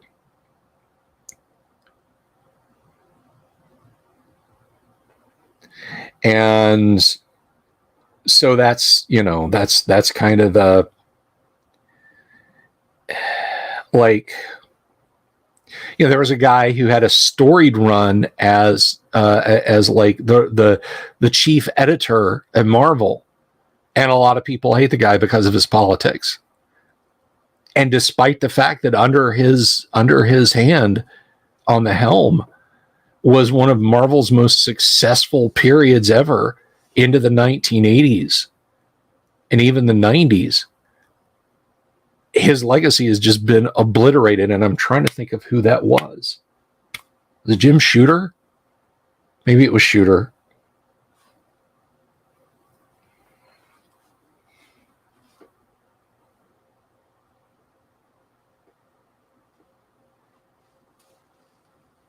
Yeah, Byrne's artwork was pretty good. Byrne's artwork was downright amazing. I liked Alpha Flight. Like I remember like his technical greeblies in Alpha Flight were always just amazing to look at. Like, man, if I could draw like that.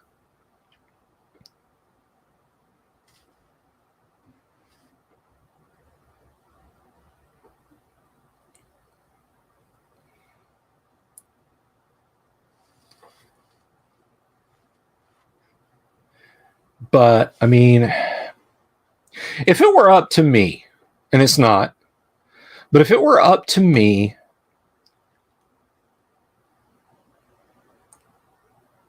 I would basically sit down. I think 80s X-Men was anon. I think under Chris Claremont, X-Men was really at its best. But I also didn't read 90s X-Men, so I'm Oh, thank you, Michael. My gateway into comic books. Can I find this and show it to you guys? Or will this turn into another farce? I don't know. My gateway into comics was X-Men 173. X-Men 173, and there's a picture of Kitty Pryde being wedded to Caliban, the Morlock, on the cover. And I remember standing in the 7-Eleven in Pine Hills, looking at this and thinking, I didn't know a superhero comic could be like this. I thought it was just idiots in spandex punching each other. Because the only comic I'd read to that point as a young teenager was Star Wars. And that was back when I was a preteen.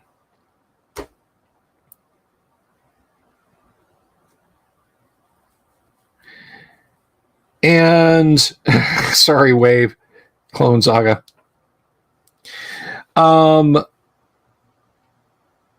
That pulled me in. Now, I knew all the superheroes. I knew Iron Man. I knew Spider-Man, Captain America, Thor. But that drew me in. And so I started reading them. And then when they did the crossover with Secret Wars, I started reading other comics because I wanted to see what happened after them. Not much. The break point was the Marvel Mutant Massacre, when there was going to be this big thing happening. And they literally put a flow chart in the back of Marvel Comics showing what issues you had to buy every month to keep up with the Marvel Mutant Massacre storyline. And I looked at it, and I looked at all the comics that I was reading at the time. ElfQuest, Micra, God forgive me, even Cerebrus,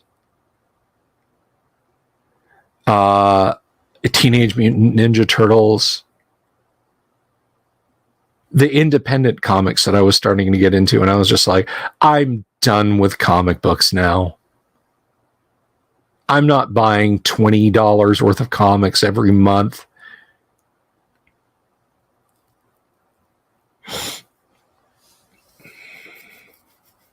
And I didn't get back into comics until the early 90s. Sam Keith's run at the Max was one of the best comics I'd ever read.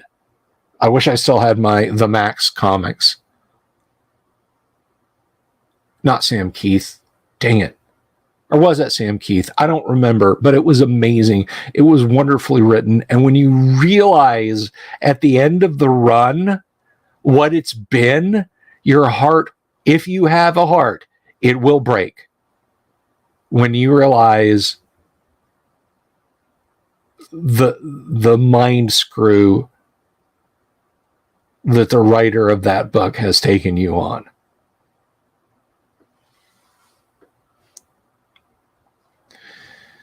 Hey, this was like 1986 or 87. $20 a month was a lot of money to me back then. But anyway, to get back to the question of what I would do if someone, I got a call tomorrow. You're Bill Sylvie. You're that Dungeon Delver guy. Listen, we need your Zaz, your Snap, your Pop. You're just the guy that we want to head Marvel Comics. So, what do we do to fix this mess we find ourselves in? I say, wait a month.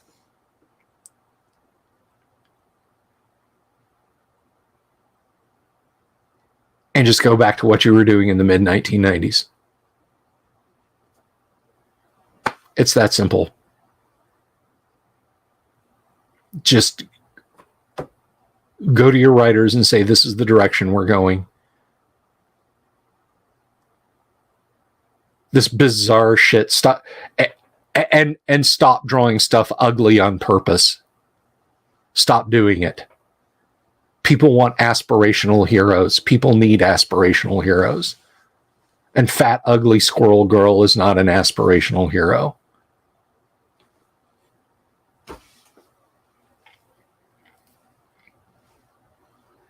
It's not a reboot. It's literally just a do-over. We're just going to pick this up back with, when we saw the spike do that in comic sales, we're going to go back to just before that. But we're not going to have writing and art that were going when this was happening.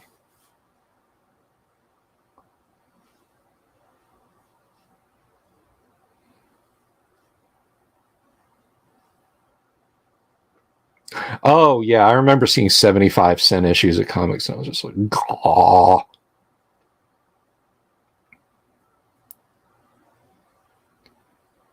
That hurt.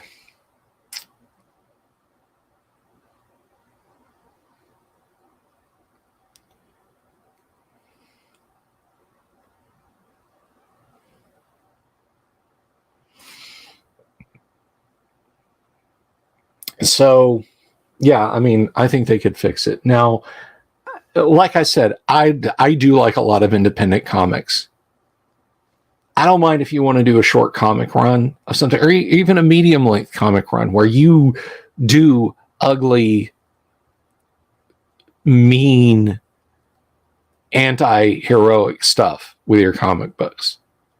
I mean, in my opinion, my own humble opinion, one of the best comic books ever made, ever written is, oh, there it is. I'm sorry, it was X-Men 179. X-Men 179. Look at that cover. Look at that. That is amazing. This is stuff you didn't see this in Superman. You weren't getting this out of Batman or the Flash, or even Captain America or the Hulk. Look at that. That is amazing. I almost want to start from here, because common issues like this are still like a buck on eBay. You can get bulk comic books on eBay for cheap, and just go all the way back to issue, just read up to issue 250, which is where I left off. But right here, gosh darn it, write this. The Crow. Man, if you're having a good day and you don't want to anymore, read this. Read The Crow. Heartbreaking stuff. This guy, J.O. Barr, no punches pulled here. And it's because his life is poured out onto these pages. This isn't just I wanted to write something gothy and depressing. No, the guy had tragedies going on in his life.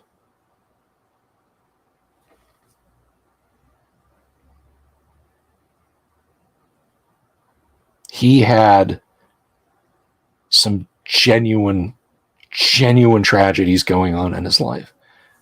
And then imagine you're him, and they're like, we want to make a superhero. We want to make the Crow movie, and being hyped about that, and just okay, all right, it wasn't exactly your vision, but you get to meet the guy who's going to play the Crow, and then what happens.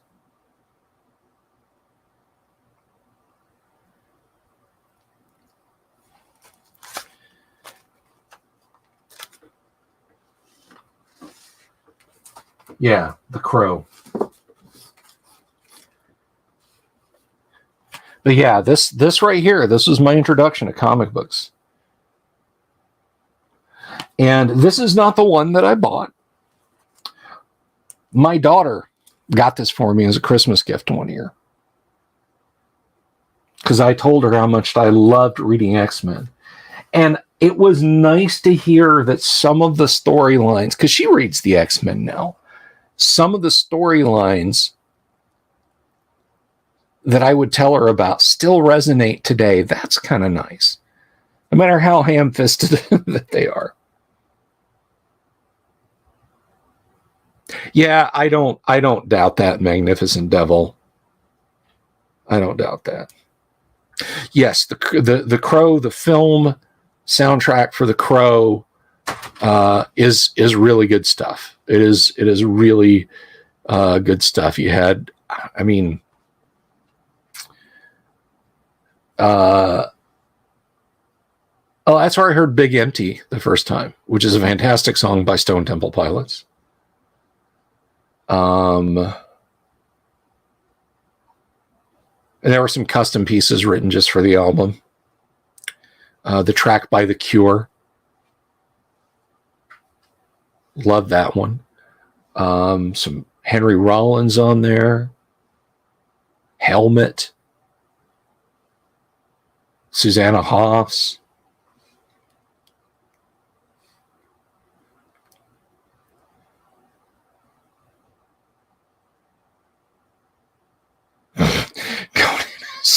I don't even know what's going on with that comment. Wave of mutilation. Savage Sword was amazing. It was amazing. The old Savage Sword magazines were great.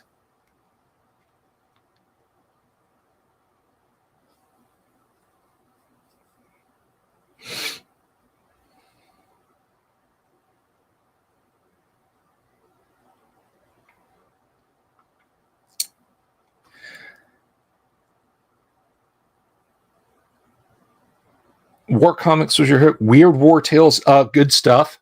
How about The Haunted Tank? GI Combat, Sergeant Rock. I remember reading those. Those were good too.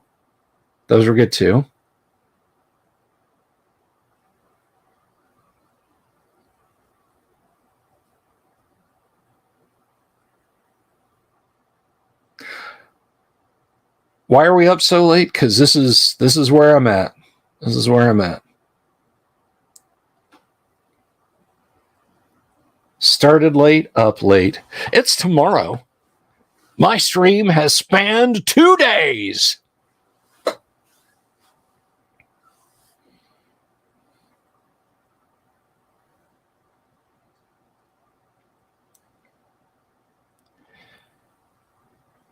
Because if I have to have insomnia, so do you.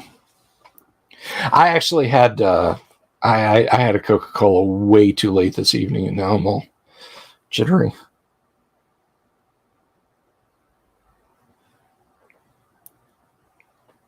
Good night, Ricky. Thanks for stopping by. Buddha. Yeah. I know just what you're talking about. I'm out here putting in the work.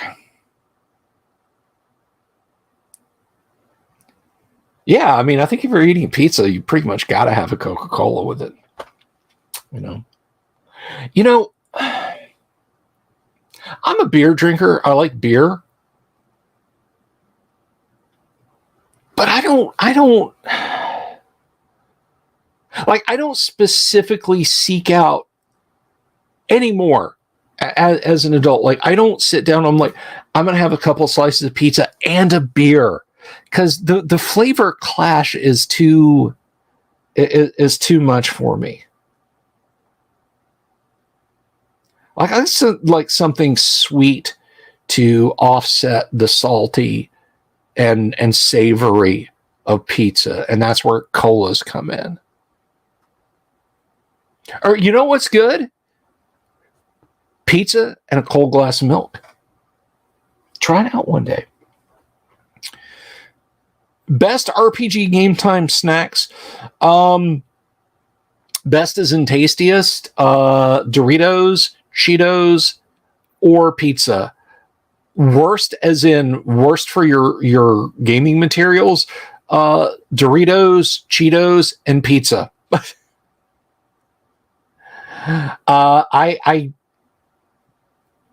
I had a copy of Unearthed Arcana. Unearthed Arcana.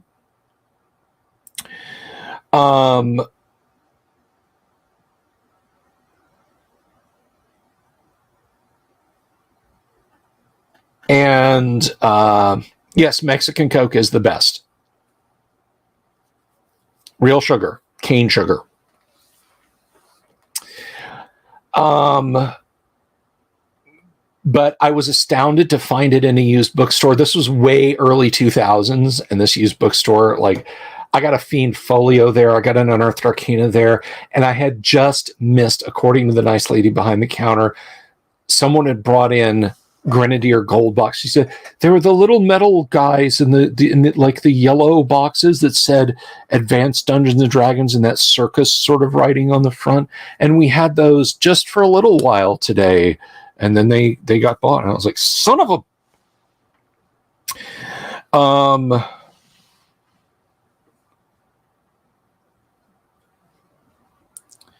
but this copy of Unearthed Arcana, when I got it home and I really leafed through it, the inside of the back cover, you know, it's just white paper on the cardboard of the cover. Now it was spots. It wasn't like a whole single uniform, but very clearly that a slice of pizza had been laid there and grease stains were in a faint triangle.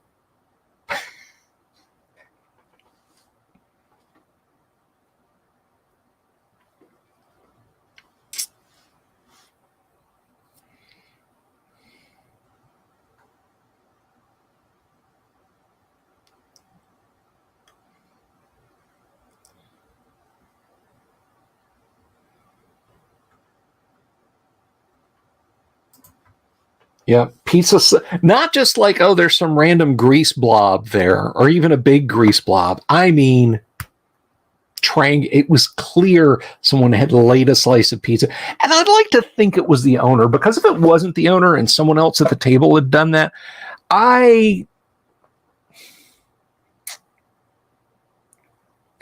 I ask is that people, if they game with me and I bring enough players' handbooks, because I've got a dozen of them, maybe, let's see. You know, I'm going to count the reprint. 1, 2, 3, 4, 5, 6, 7, 8, 9, 10, 11. 11. So I've got 11 players' handbooks. If I took those to an event and I saw somebody just flip one open and lay down a piece of it, I don't know that I would allow that person to live. I don't know that I wouldn't, without touching the table, launch myself over the table and plant my feet somewhere inside their neck. Like, while politely asking them to never do that again.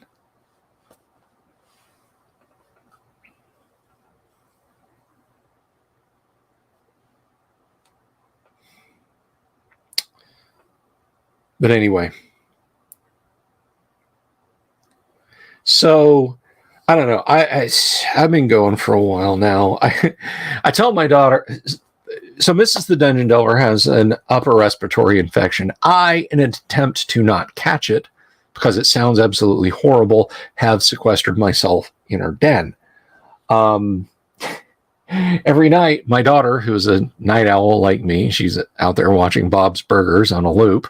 I will go out and I'll look in the living room and I'll say, "Good night, Charlotte. I'm going to go lie down in the den and close my eyes and wait for the inevitable."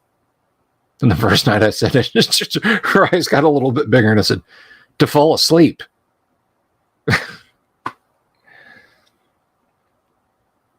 No, sorry, and can I reverse a sleep spell? No, it's not reversible, sorry. A late live stream. I'll stick around a few more minutes, but tomorrow night we're going to be starting at 8:30. We're going to have a little preamble ramble, and then we're going to play some Gamma World at 9 o'clock. We're going to play probably 9 to 11. Gamma World's been getting pretty good. I've actually injected a little bit of plot into the Gamma World game, and I hope you guys have been enjoying that. So So yeah, that's going to be a lot of fun. Sleep is an insane for first level. Sleep ball. It's like fireball, but sleep. Let me tell you what, though, if it's the only spell you can cast, it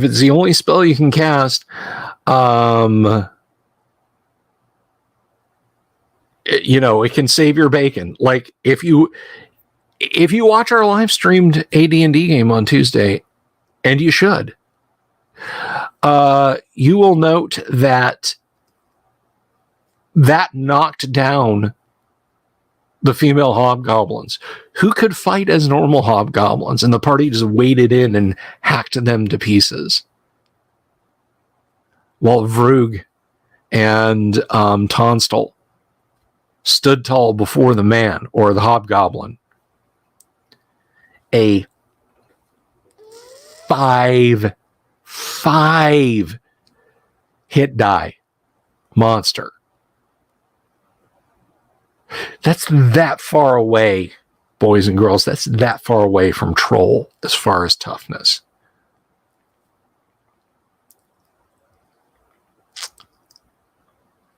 On a scale of 1 to 10, serious is kind of relative, painful and annoying. So I think there was a couple times when it probably spiked over the hump, when it got like over, say a 6, but just for a little while. She's asthmatic already. She deals with allergies, and this to just jump on her and leave her coughing and hacking and wheezing was bad news.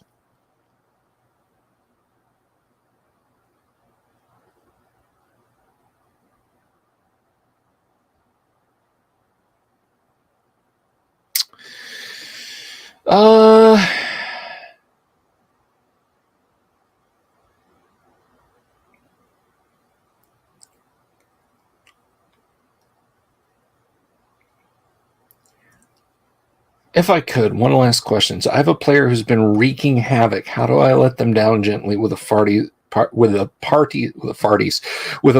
first PK? You mean total party kill? The party's first TPK? You're gonna have to explain that a little bit more, PML. Give me more details. I won't go until I answer this question, because that's just how I roll. That is my customer service guarantee. I actually give solutions, unlike YouTube. See what I did there? That's called a callback.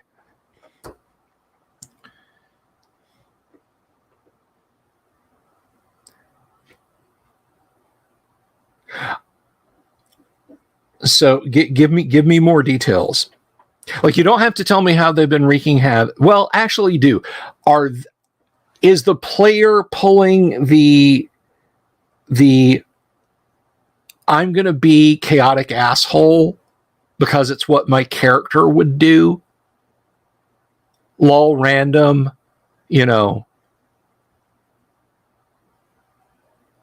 that kind of thing. Don't kill the player. Yeah. The character needs to die to teach the party that it... Oh, good Lord. Let the cards fall where they may.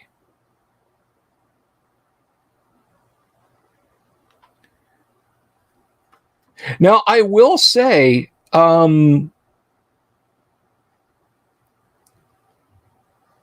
be indifferent about it. Like, there's killing a character and there's killing a character. Like, killing a character, my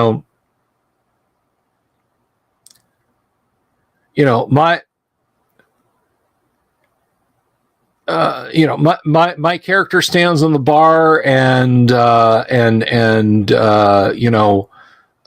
micturates onto the barmaid's head. Well, the barman doesn't like that, and he tries to shove you off, and everybody's screaming, and he's pulling out a club. I draw my axe and kill him. Well, then you have the gendarme are going to show up. They're going to arrest him, and they are probably going to put him to the gibbet. If it's that level of disruptive, lol random,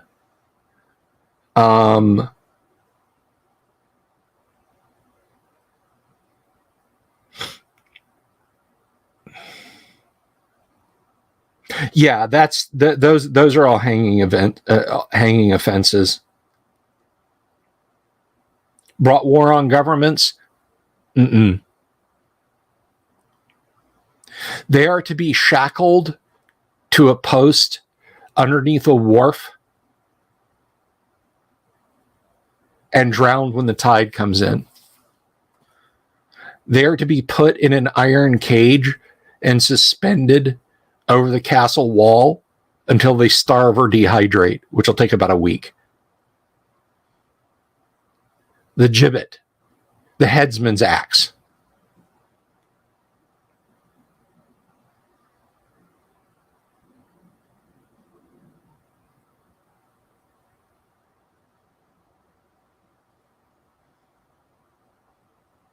Ah, Kabuki. Leslie Nielsen.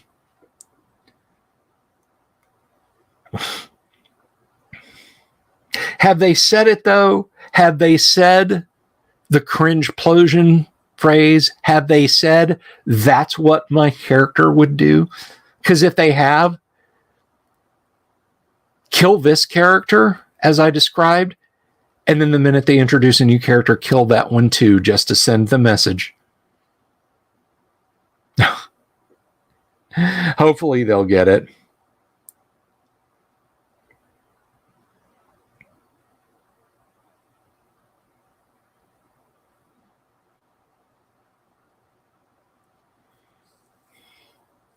But yeah, I mean, if they've literally caused a war, lol random, that's, yeah.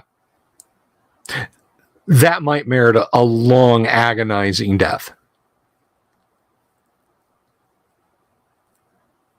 Evisceration. I mean, you've seen Braveheart, right? That might merit a William Wallace style death.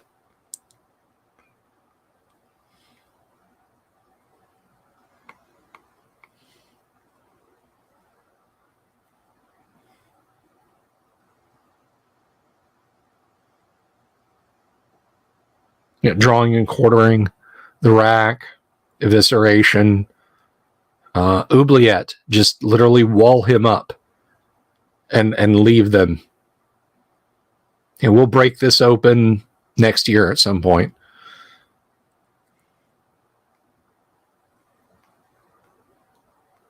Thank you, PML.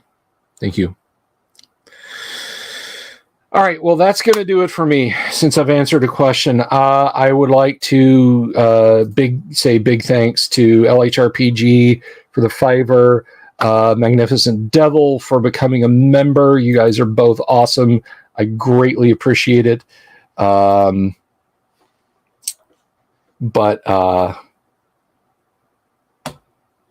thank you all very much. Thank you for a wonderful evening.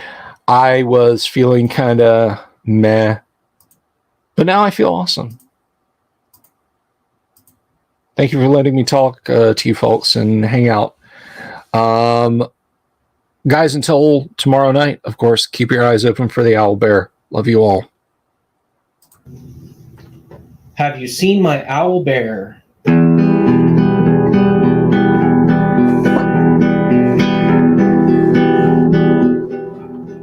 Here's to all the weirdos everywhere in the woods and in the air. Have you seen my owl bear?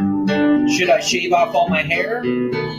Bobs are all around. Some live in tunnels underground. Some are fat, some are rich, some are sleeping in a ditch.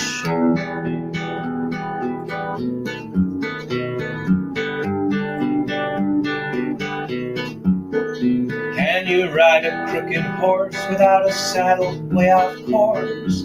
naked as a toad, all the way to Smoky Joe's. Have you seen the little creep driving fast in his little green Jeep? He smells like fish and brandy, but his rotten teeth look dandy. Take me to the show, I don't care if fast or slow. From action flicks to dancing dicks, just take me